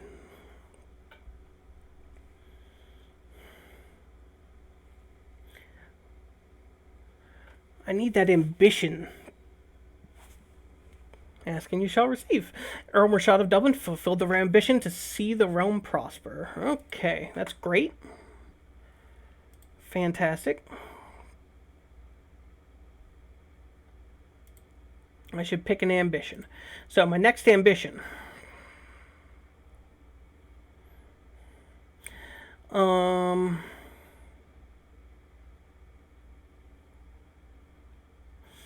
I could make a friend. That's a lot of artifacts of pretty high quality for my current station. So no, that's not really realistic. I'm kind of close to 300 gold. I may just take this and push it. Plus 10% tax modifier as a reward is great. King of Ireland is not going to happen in his lifetime. Just not. So, okay, we're going to go ahead and build that war chest. That'll also unlock some separate events and whatnot. We'll push that through to 300 gold. And then shortly afterwards, we will press that claim. He's still kicking. My Chancellor has already fabricated the claims, so I'm just going to pull him back and have him perform statecraft.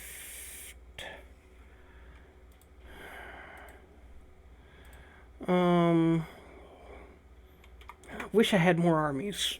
I can afford mercenaries, but I'm going to win the war, but it's either going to be a close thing or an expensive thing.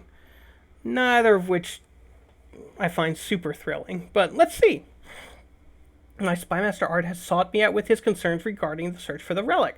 Art has asked me to issue a decree allowing his treasure hunters to appropriate the resources and men they need from the local burghers. So, time is slow. Burgher vassals and mayors, city tax people. Dropped by 5%. The city vassals like me a good bit less for the next 5 years, but I'm currently my business focus has it plus 20 anyway, so those will be a. I know it's taking forever, but I really want that artifact. Okay, yeah, go ahead. Go ahead. We'll piss off the mayor.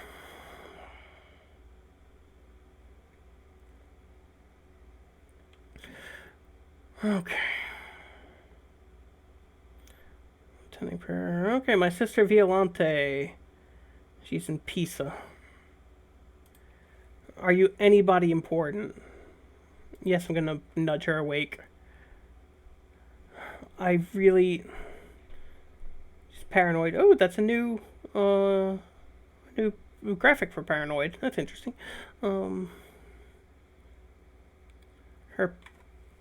father is the patrician of Dapiano, the Count of Piombio, Chancellor of Pisa. I don't really. She's nobody important. Yeah, no prob.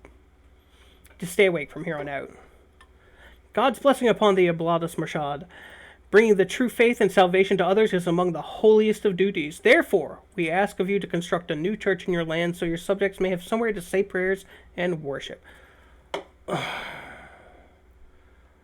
going to accept it, but I'm not going to like it. Building an entirely new holding is expensive.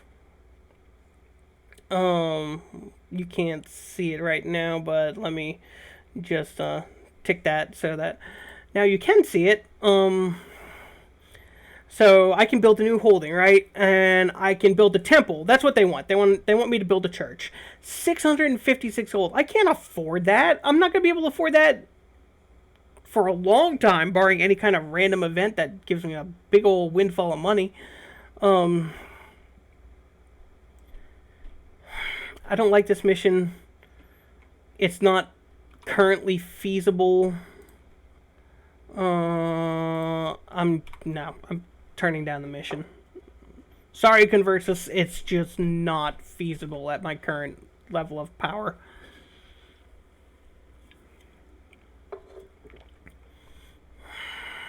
Who's this guy? Prince Donald's host. Not relevant to me.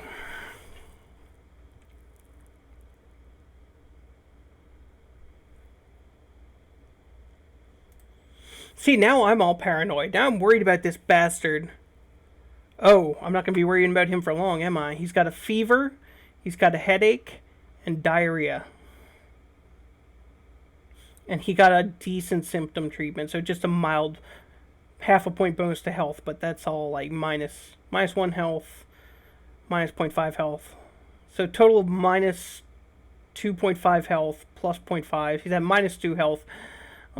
These symptoms are serious. They're going to consolidate into something like cancer, some dysentery, something really bad. And hopefully, he is sturdy, so he's got a little extra health, but hopefully nature will take care of this guy and I won't have to.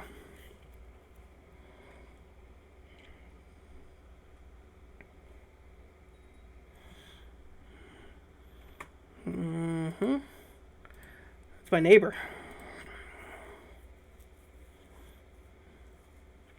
We're still about the same strength.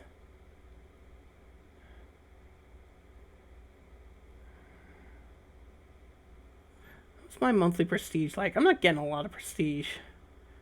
0.46. That's bad. Oh, and I have 3 landless sons. That's a big prestige hit, apparently. Okay, great.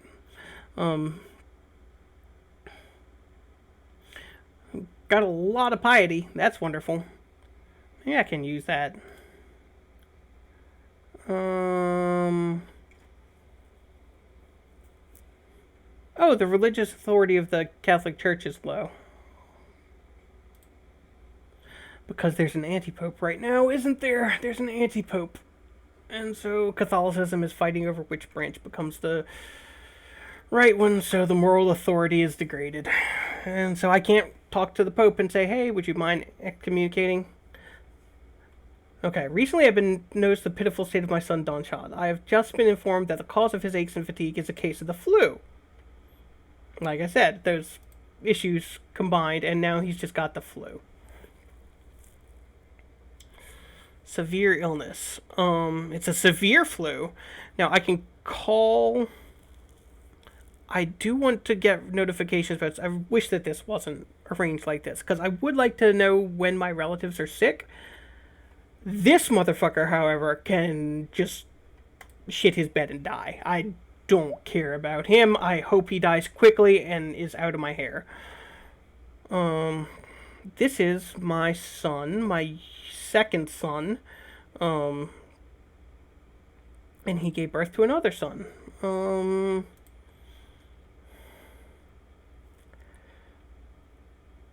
There we go. Irish and Catholic. Assimilate Irish culture and Catholic faith. You may end up being a tutor one day. Won't you, whatever. No, I didn't call the court physician. I told him.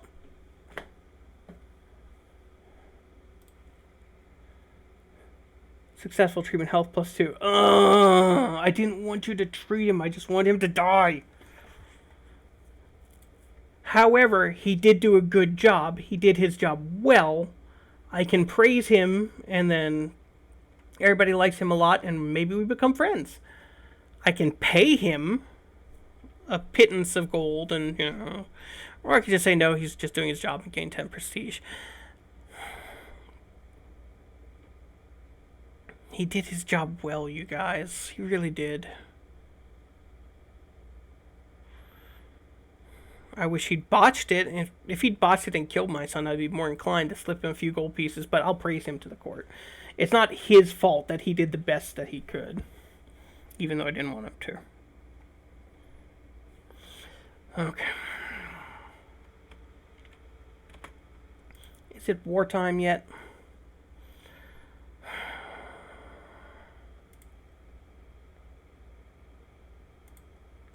How can I weaken him before war? My intrigue is bad. I'm not... Plotting to kill him is not going to do anything. He's got a bloodline? Blood of Niall of the 9 hostages. Prestige. Bloody hell.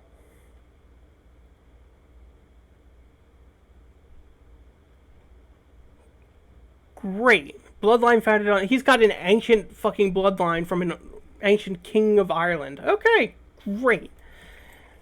Maybe I should have started the damn run as him. But no. We can deal with this. His personal combat skill isn't great. His martial skill's good.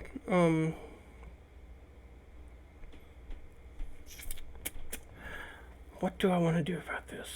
Oh, hold on 1 second. Let me kick my camera back on. There we go.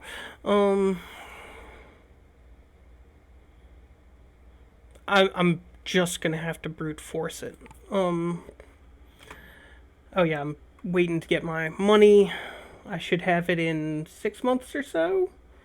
So probably early 1073 we're gonna go to war. This has a river flowing between it and the western provinces.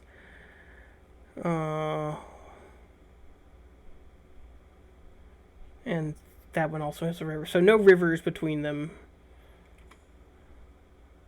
Okay, that's fine.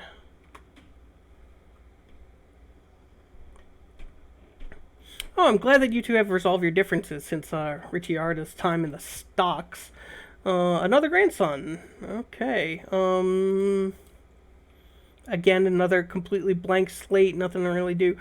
But we are going to be getting pretty conquesty in the near future. So, wait. What? Why does he have 3? Oh, because of course he has 3 grandparents. He's got me, my wife, and... Okay, so welcome to the world, Cathio. It's about to get a little messy.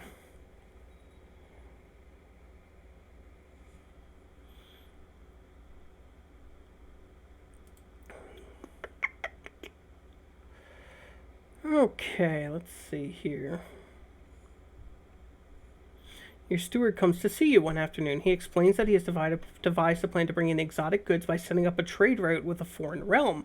This would, of course, require sizable monetary investment, but the potential profits would also be great. I know I'm close to the war chests thing, but this is a really good event, so let's push through it. The time has come to outfit a ship for our trading expedition. The harbor master shows you a large ship with a sizable cargo hold that would be perfect for this job, but it does come at quite a hefty price. Hire crew pants to steal the ship. No, yeah, buy the merchant ship. We're going to do this on the up and up. Even if it pushes back our conquest plans a little bit, it's worth it. The word has spread that you're planning a trading expedition. A group of priests have arrived at your court with a request. They are offering temple funds for the journey if you will allow them to come along. Of course, it'll be an honor to have you with us. We get a little money to offset what we paid. Now, having played this event before, I know that the priests do cause a little trouble, but it's nothing that we can't handle. The money is nice, but most importantly, Murshad is a good and holy man. Of course, he is going to want Catholic priests to join him on the trade expedition. Steady progress in the search for the artifact.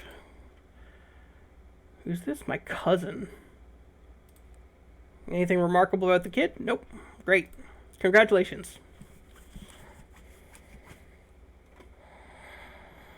It is time to set out on the trading expedition. Hopefully it will yield good profits. To foreign lands. Whoa!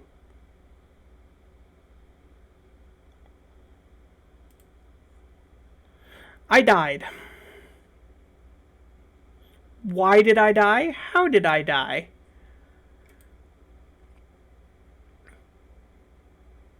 Earl Murshad has given up the ghost at age 47. He died a natural death. Surely he is now lending his skills to groom God's garden itself. Let's take a moment to remember Earl Murshad, the first of our particular line of Counts of Dublin. He was a good and holy man with who tended to his realm and his people with dignity and respect. And not perfect, not by a long shot. He did have a soft spot for his close friends and family that may have led him to do some less than compassionate things to others. But on the whole, a very good and holy man, especially for the time. And now his son. Let's see. So be it. Domhnall.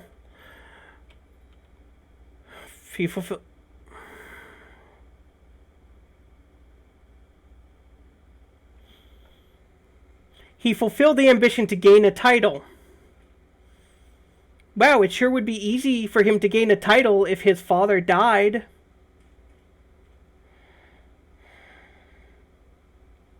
Fucking kids. Alright. Murshad is a thing of the past now. He is a ghost. Let's move on. We are playing as Earl Domhnall of Dublin, who I don't have any proof of, but I believe might be kind of a ruthless motherfucker. Alright, let's try this. Alright. After a ruler dies, there's some organization to be done. Council is always discontent. Nothing that you can really do about that. Good, my marshal and spy master are still there. They're trusted, skilled men. Very glad that my spy master likes me a lot, doesn't he? I wonder if he was better friends with me than with my dad. Okay. Anyway, Chancellor. Whoa!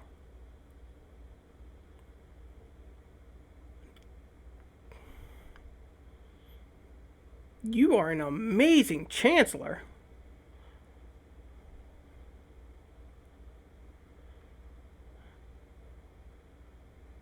Yeah, dude, you can have a seat on my council for sure. He's still training troops. He's still scheming.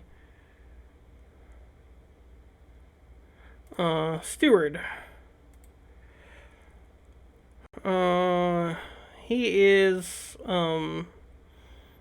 gonna vote against anything that I propose because he is my brother and he's pissed off at me because I'm tennis and he's not. Yeah. Still got this jerk ass bishop complaining that he's not on the council. Anna is best suited. Oh, he wants a title as well. Wonder if killing his brother is going to be the best way to get it. Anyway. And a court chaplain. Hey, you're well suited for the job. You're a powerful vassal. And yeah, you can absolutely be. Oh, now he really likes me. You hated my dad. Why is your opinion of my predecessor plus 17? Okay. Anyway. See, court physician vanished. No idea where he is. Okay. So I'm going to have to search for another commander, court tutor. Who did I have who was tutoring last time? I believe it was the regent. No, it was the physician, and he's no longer there. So, but yeah, the regent is actually would be quite a good man for the tutor. This commander sucks. There's not many who are better, and they ain't better by a lot.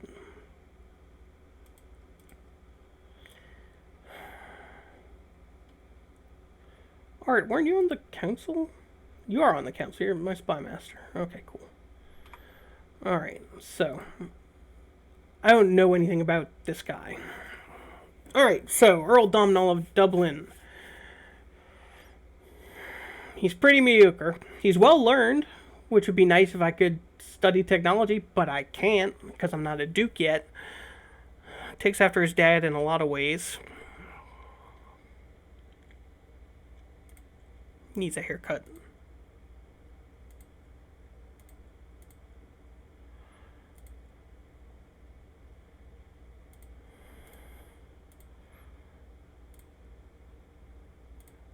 No, that's his crazy brother's haircut.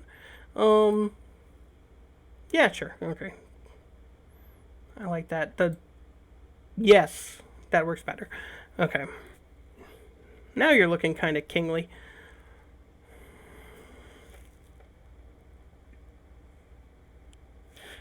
He does not have the claim, but his brothers do.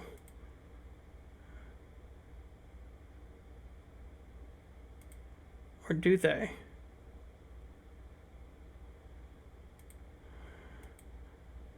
No, the only other person in line was his cousin. His cousin was the only other one with any sort of election. So, Yarmit. No, he's just got a weak claim. No claims. The claim is gone. Okay, well, luckily I've got a masterful diplomat.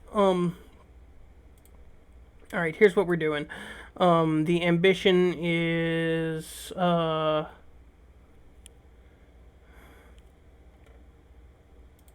chest.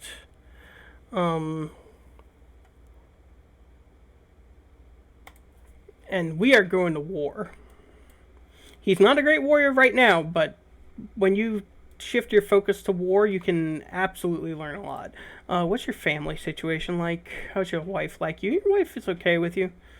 Yeah. Fairly happy marriage. Okay. Alright, still the domain is a little too big. Still have... Okay, and this is the guy who was the Tanis before. He doesn't have any ambitions right now that I should be aware of. He's the last member of his familial branch. He's diligent, patient, honest, affordable. You could do a lot worse for a king. Especially at this... sorry, a ruler. He's not a king. He's an earl. He would be an earl.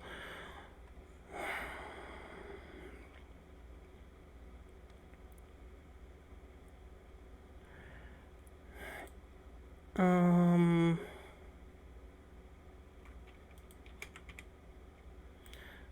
genetic traits are starting to show up. Awesome. So there's a strong girl.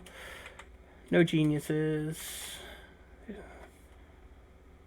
That's part of her name, Velasquita. Now, attractive. Nah. Okay.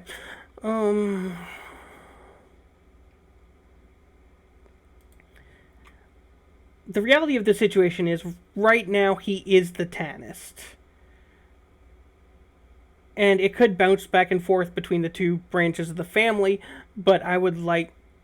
There's not going to be another branch of the family if he doesn't get married and have children. So, yeah, okay, I will marry off my cousin, get him some kids. Oh, and Courtier and Anjou. She's brawny, which brawny is not a genetic skill. It's something learned, trained. Man, everybody. Okay, let's eliminate the kid. There we go. They're the adults. Too old, too old. Too useless. Too old, too old, too old.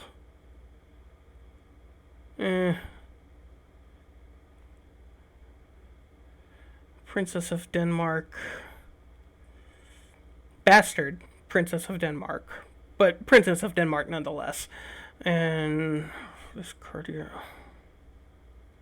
There really aren't any great choices out there. But her stewardship is best. And I do.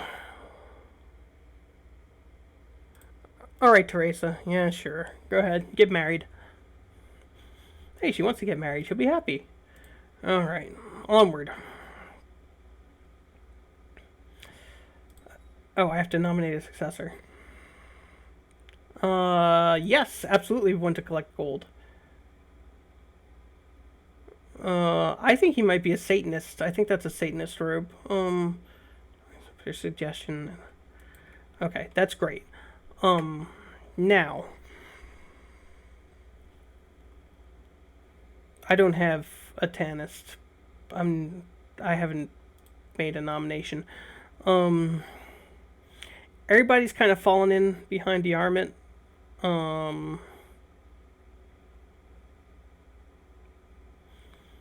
At the moment, I'm inclined. The also nice thing about Tanistry is you can nominate women. It's very hard to get them in. You got to pull in a lot of favors and make some very good friends, but it is possible to get a woman onto your throne. Very difficult though. Very difficult. I absolutely do not want Don Chad. He's probably already starting to plot to kill me. For right now, I've got no problem with the armament. I mean, like I said, you could do a lot worse.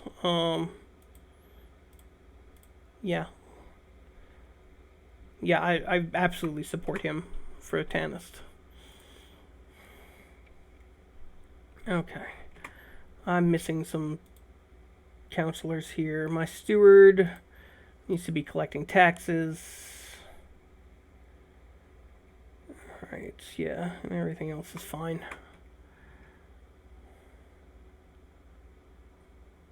Oh, and because we lost it, and you know what? Screw Westmeath. Westmeath is teeny tiny. I want you to fabricate a claim on Sildara. Take the bigger county first, and then the smaller one will be much easier. In theory. Yay! Fulfilled the build a war chest ambition. Next ambition is going to be we're going to war within 5 years. So I'm sure of that much.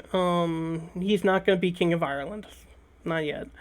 I wonder if the artifact search is still on. And yeah, I'm going to go ahead and groom an heir.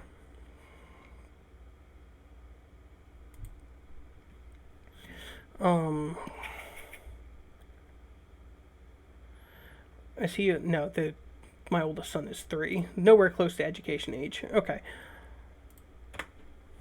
All right. So I think that we're in a fairly good position. Let's check out the opposition. He can raise 1.16 troops. I can raise 1.35. I have a slight numerical advantage, but it's not huge by any stretch of the imagination. Hopefully, it will be once I get some more, martial... Uh-oh. We got disease in Western Ireland.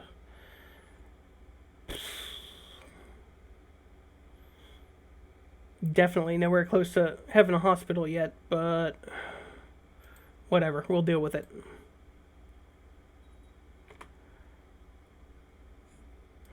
Great.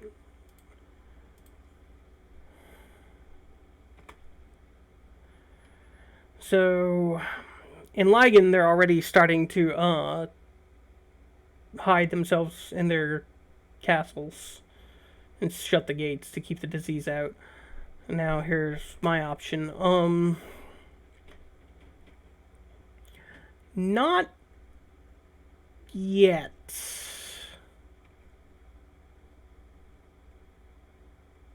Not quite yet. This may work out okay. This probably won't work out okay. Alright, let's see. Alright, yeah, my Chancellor has secluded himself, so I can't even work on pressing the claim right now. We do need a court physician because, you know, plague. What is it? Plague, smallpox. Killing half of the infected. Great! Shortly after you spread the word of you seeking the employ of a court physician, a Jewish exile appeared at your court. The exile introduced himself as Chofni of La Rhoda and explained that he'd served as a physician to many rulers before, and as such offers his services to you in return for fair pay. So he's charging me 10.2, and is he worth it? He's okay. He's a mystic, he's a doctor, stubborn, ambitious, just, craven, Ashkenazi Jewish, heretic Jew. He does not like me, and I do not like him.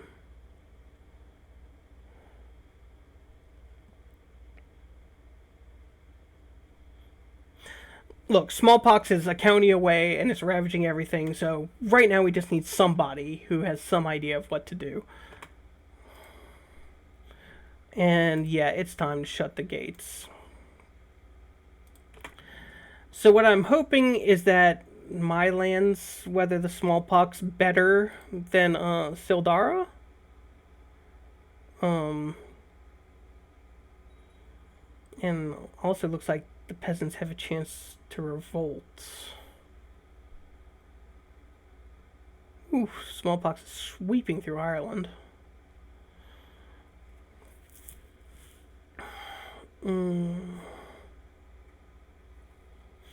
Luckily, my count is not...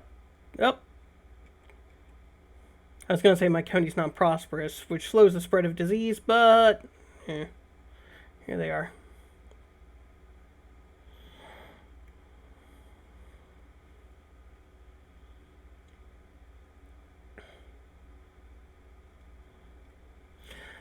Okay. It's not a whole lot to be done. Obviously, we can't really do any of this stuff while we're... I could compose a book.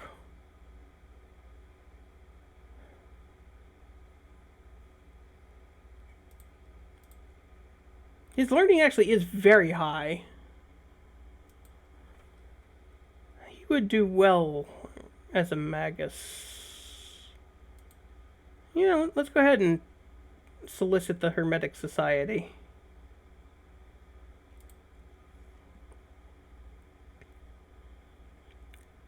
We are delighted to learn that you have taken your first step towards enlightenment. The secrets of the corpus may be obscured to you now, but in time you may come to understand them as I have.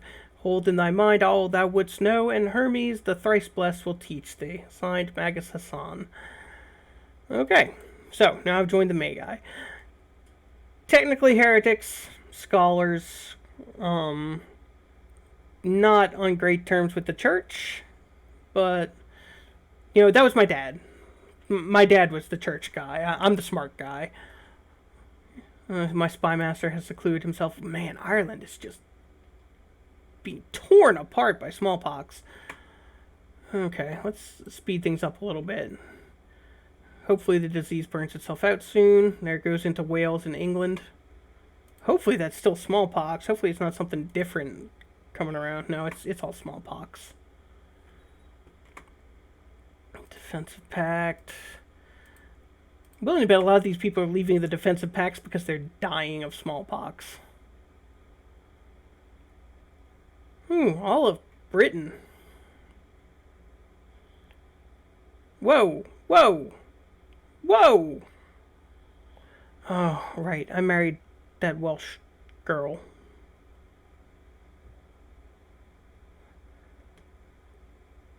And this petty king with 867 men wants to fight England. This guy controls this territory. He's a 2-year-old. And he wants to take his 867 Welsh guys and throw them up against England. Who's in charge of England, by the way? England that has been torn by war since this game started. Let's see here. No, his liege is... Oh, William the Conqueror. William the Conqueror with his 12,000 battle-hardened Norman and English soldiers. And this Welsh count child, petty king is equivalent to count, wants to go up against William the fucking Conqueror. No, I do not feel bad declining that invitation. You are the craziest freaking 2-year-old I have ever met. And, no.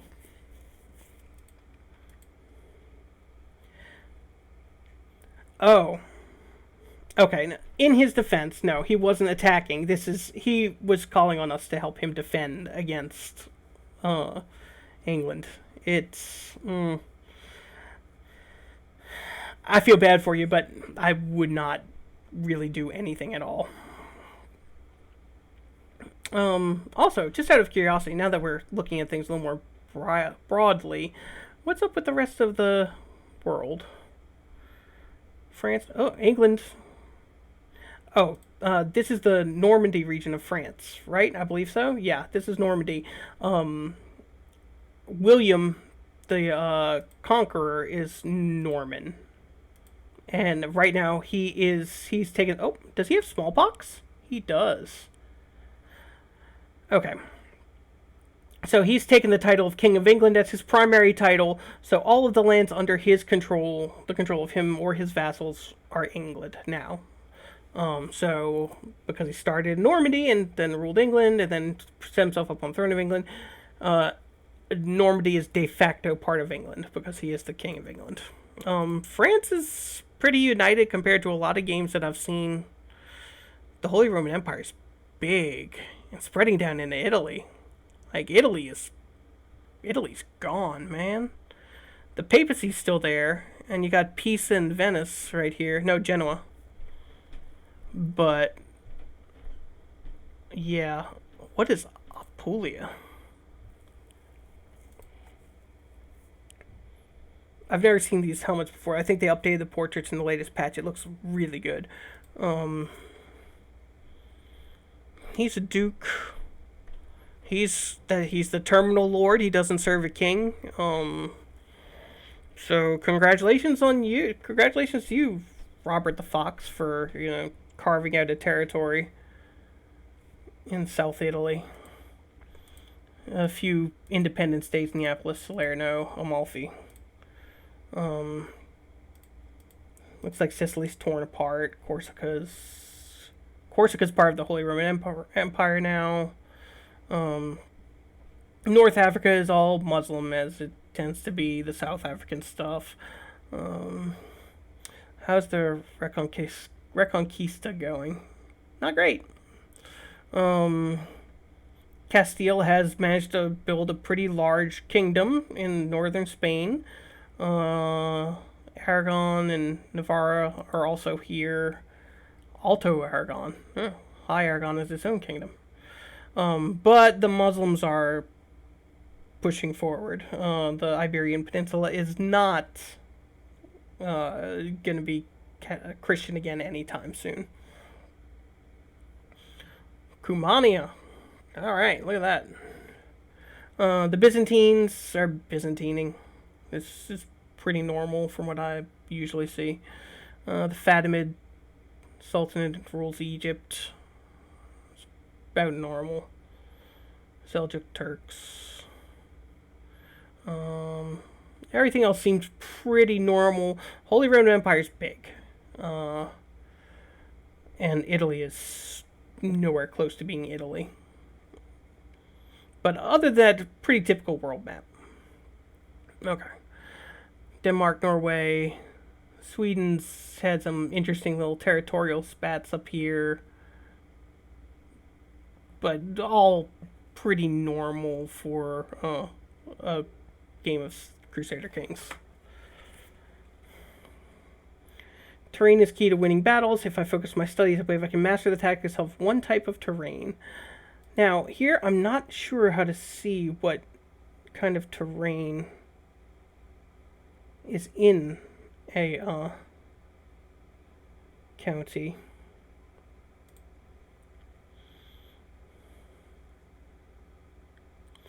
Income, expenses, but how can I see the terrain? Not 100% sure. Okay, whatever. Okay, there are no mountains in Ireland. I'm not worried about that. I can do open plains or forests and hills. I don't know Irish geography. I don't know what these things are, and I don't know where to find the information in the local terrain.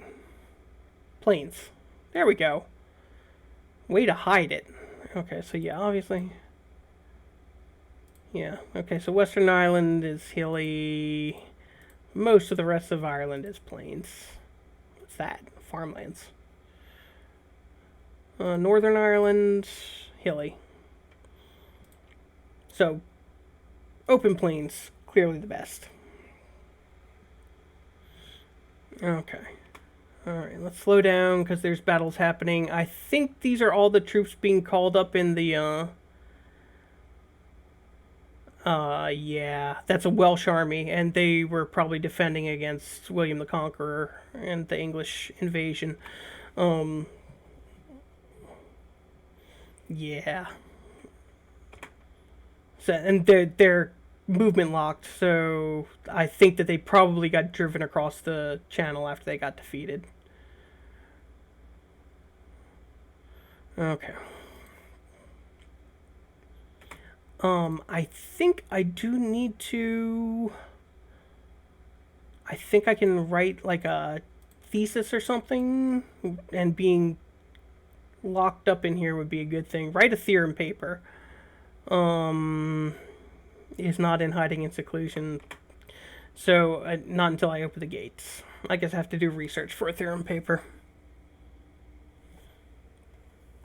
Life in seclusion isn't so bad. After finishing a hearty breakfast, you belch contentedly and remark upon your foresightedness in ensuring Dublin's larders were well stocked. However, as soon as the words leave your lips, you notice the suddenly panicked look on your servant's face. My Earl, you just ate the very last pickle's boar's head, and almost all our other food stocks are nearing exhaustion. Furthermore, your servant continues to drone on, but you're too aghast to listen. No more pickled boar's heads? Am I gluttonous? I'm not gluttonous. I guess this just happens to anybody when the food starts getting low. Alright, this isn't good. Set remaining food to 5. We may have to open the gates before the disease passes through, but we'll see. Oh, dang. Look at those skeletons and graves. And the pile of bodies. Yeah, it looks like Sildara got hit hard. You've searched Dublin from top to bottom and have come to realize there really are no more pickled boar's heads. Not only that, but all other food stocks are nearing exhaustion. Your servant really should have mentioned that. Tough times are ahead for us all. Okay, basically everybody in the court gets -1 health penalty because we're all starving. Or on a strictly reduced diet, let's say. Not to the point of starvation yet. Whoa! And there's the peasant revolt that I was hoping would happen. So regardless of what happens, these counties are going to be severely weakened by plague and revolt, which means it's going to be very easy for me to sweep in and take them over after the plague passes. I'm probably going to have to hire some... Lately, Evelyn Nick Donshad has been showing symptoms of illness. She might have contracted the plague, but of course nothing is certain yet. Who is this? She's of my dynasty. She's my kinswoman. She's fatigued. Her parent is my kinsman. Oh yeah, I had the opportunity to cheat on my wife with her when I was my last ruler, when I was Murshad. Okay, no, I'm not going to kick the 5-year-old out of the castle. And I'm not going to throw the 5-year-old in the dungeon. I can become friends with her by hugging and comforting her, but I'm taking a risk. We don't know what, if any, disease she might have.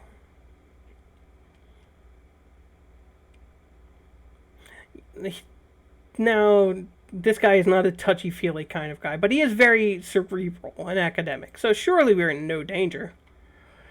Oh, good. The rats ate everything. But, with food supplies dwindling, it has been brought to your attention that the basements of Dublin contain a large number of rats which could be caught and eaten. So I can say yum or say never and gain proud. Proud is good. Yeah, I'll take that deadly sin. I may have to open the gates a little sooner than anticipated. But that's fine. This big old doom stack of angry peasants might have to be dealt with eventually, but we'll cross that bridge later. A sudden clatter sends you running to check on your food supplies. You arrive at the storeroom just in time to see Donshad emerge, wiping at his mouth.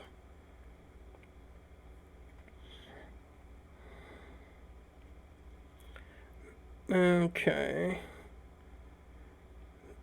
He's my kinsman. How could you do this? He ate one and I despise him for his gluttony. I can throw him in the dungeon. You've outstayed your welcome. Or it looks like meat is back on the menu. And I can eat him. No, I'm not gonna go cannibal, but he can't stay. Off he goes.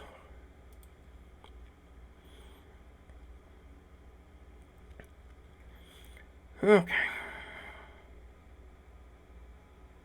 Now these peasants are being brought down because they're out of supplies. So I'm hoping that they do end up dying out.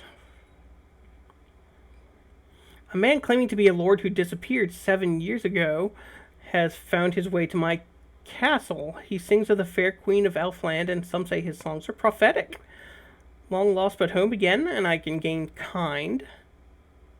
Not great for intrigue, but diplomacy, vassal opinion, generally a good virtue. He's finally found his way home then, and a man named Martin appears, or I'd love to hear him sing. And that gives me a temporary modifier for a couple months. That increases my diplomacy and stewardship. I'm going to take kind.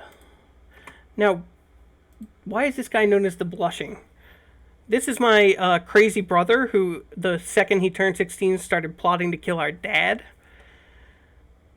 whose life was saved from a severe case of the flu by our then court physician. And I really,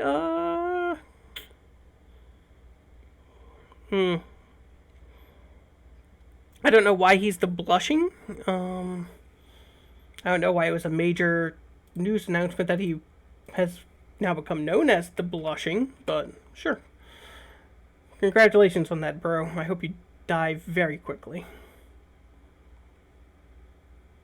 Maybe the blush is due to smallpox. I'm gonna have to open the gate soon because we're almost out of food. Oh, lost lustful. Young women no longer have the power to seduce me. Fair enough. Okay. But the smallpox is burning itself out. The Sildar is crazy depopulated. And the peasant revolt is just tearing this county apart. I really hope that the plague passes soon. Okay. This is the little girl who is fatigued. It looks like she's okay.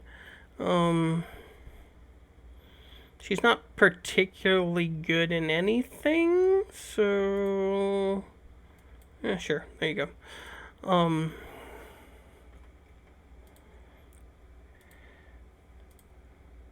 Oof, he can only raise 550 men. I can still raise 1.3 thousand. I won't even need mercenaries. Well, I might deal with the peasants, but it's going to be a slaughter.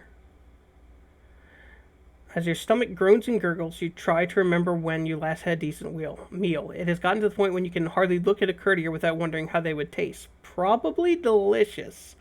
Meat is back on the menu. I can eat my nephew, my 4-year-old nephew. Great martial bonus. But no, I really don't want to go the cannibal route at this point. No, it's wrong, and I can gain temperate, which gives a bonus to stewardship, which would be helpful, but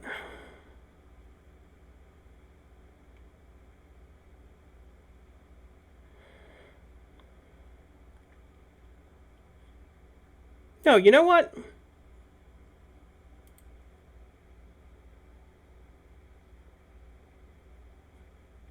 This boy looks delicious. At age 4, your nephew Murshad was devoured by me. Okay, so I am now a cannibal. My martial skill is great now. I am going to be one of those rulers, apparently. Okay, good. The plague is passing. I'm not hungry anymore.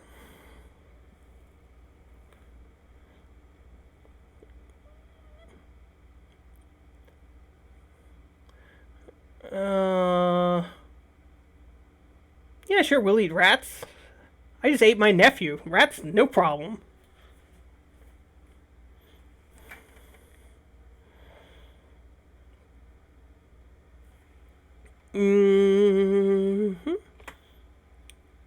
Whoa. Oh, that's... I think the peasant revolt ended because the peasants won.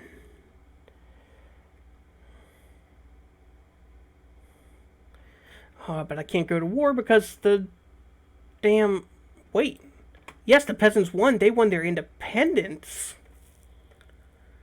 And now this guy can raise 400 armies. And this guy can raise 3... Oh my god, this is going to be so easy. Open the gates, pass through Dublin.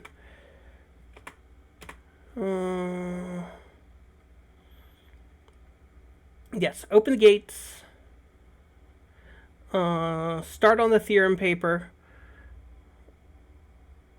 I will make an extraordinary effort. I might get stressed, but I also might get ambitious. Ambitious is really good. It's going to cost me a lot of gold. It's going to cost me a lot of piety, but I've got a lot of that saved up. Thanks, Dad. And I'm going to be losing 5 stewardship for the next year. So we got a lot banked. I am all good for this. All right. Let's push it. This is the best outcome I could have hoped for. Oh, special tithe. Oh, everything is coming up domnall. But the peasant revolt got their independence, which was fantastic. It broke them in two. And the smallpox depopulated them horribly. Food shortage is finally over. Still a cannibal.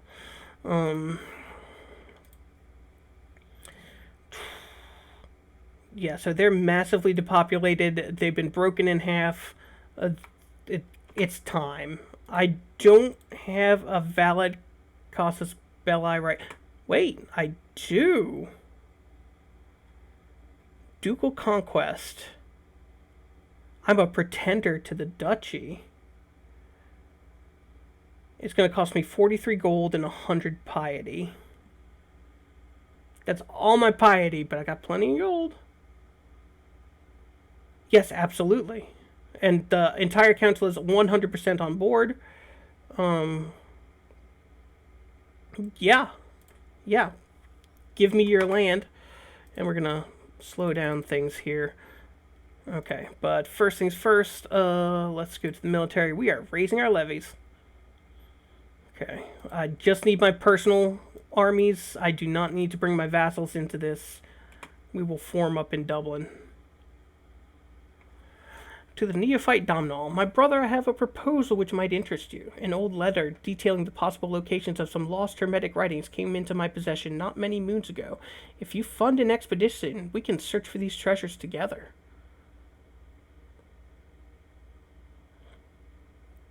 Yeah, I got plenty of money. Wait. Okay. First things first. I need to do some organizational stuff. First things first, he is leading troops. His personal combat skill is good. He's very trusting and kind cannibal. No,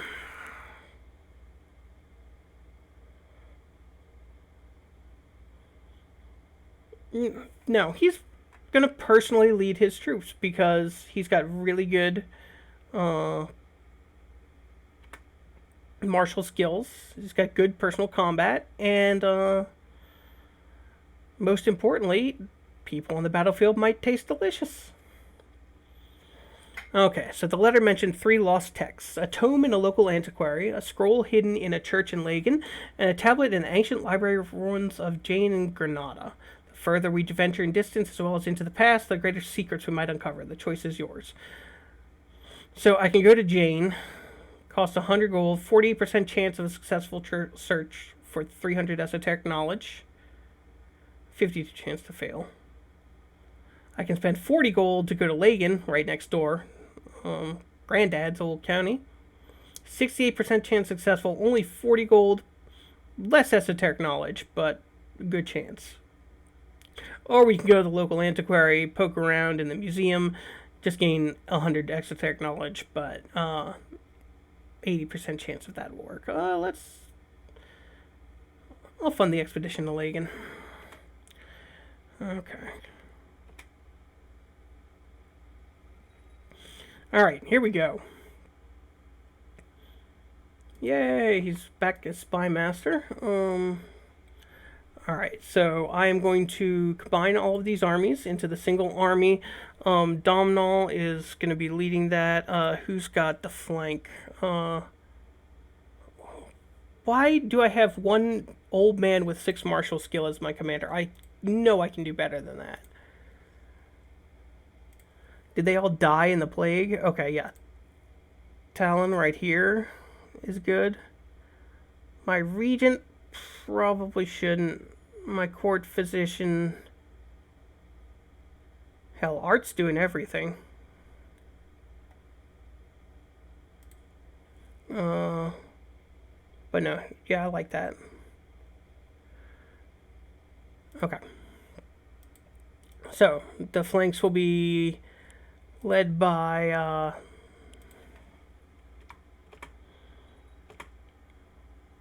okay. Oh, are they sequestered? Is that the problem? Well, my marshal just came back, so he should be good to be a commander, right?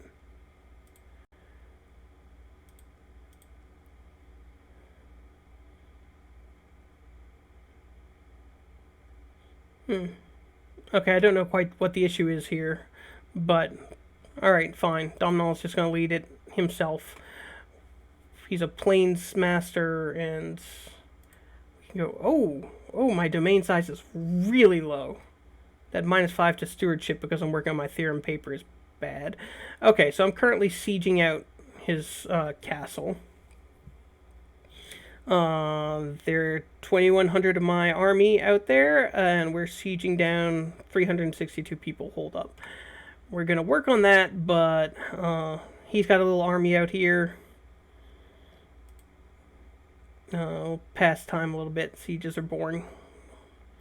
I'm worried about this domain size.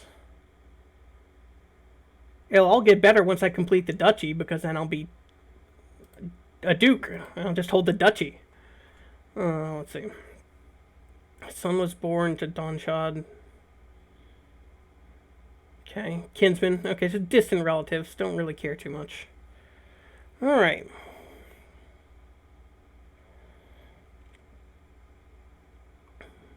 The siege is going pretty quickly.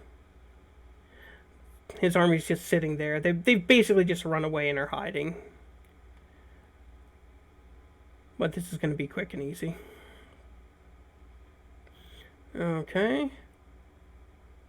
We found the scroll in Lagan, and I gained 200 esoteric knowledge, which I don't know what I can do with that. Right now, the only power I have is to write a theorem paper, which I'm currently doing. Alright, so victory. So we took his capital, his castle, and that went well. So his realm is partially sieged out. I control his castle, but there's still the bishopric and the city left to siege. 35% war score. Once it's at 100%, I can force him to surrender and enforce my demands on him.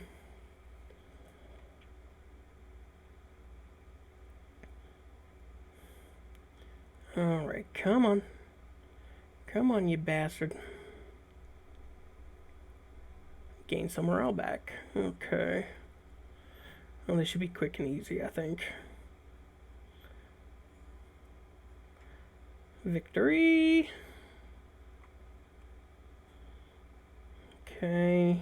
Hey, I sacked some gold. Okay. 72% war score. And we're on to the last holding, which is his, it's the city. I know you can't see under my face, but we're sieging the city of Sildara now. I've produced an excellent paper on the moon. It explores astrology and in particular the movement and importance of this heavenly body. Now all that is left is to submit it to my hermetic peers for review.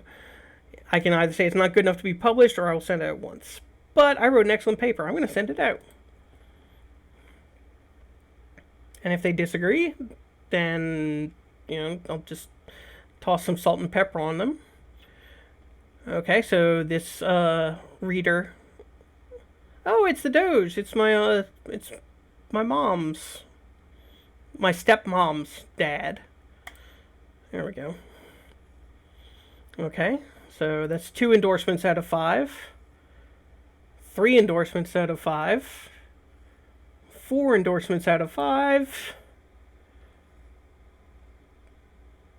5 endorsements out of 5. Great. They're gonna love me. Also, my domain size is back up to 3 out of 2, which is so much better. Okay. And I think we've got it. Cool. Alright. Okay, pause. Okay. So, are we at 100%? Yes, we are completely sieged out. Who else is he fighting? He's fighting Mumu at the same time?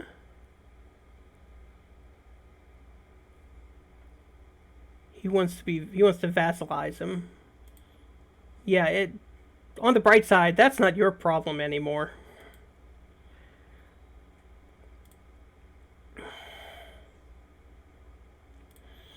Okay. Now, let's see where we're at right now. Sorry, but now all he wants is to make a friend and spend his time drinking beer for the rest of his days. And I'm okay with that. So I can create the Duchy of Meath now and make myself Duke. do I have what's needed? It will cost me 197 gold. I've got plenty, and will give me 200 prestige. So I am absolutely going to create the duchy. Petty kingdom in the Celtic tradition. Okay. Now that I'm a duke, I get all sorts of interesting things. But I think that this would probably be a good point to stop the stream. I think that this went remarkably well. I'm looking forward to continuing it. I am very interested in my the further adventures of my cannibal scholar ruler. And I am very pleased at how this is going so far. There will be setbacks, I'm sure, but for right now, I'm very happy.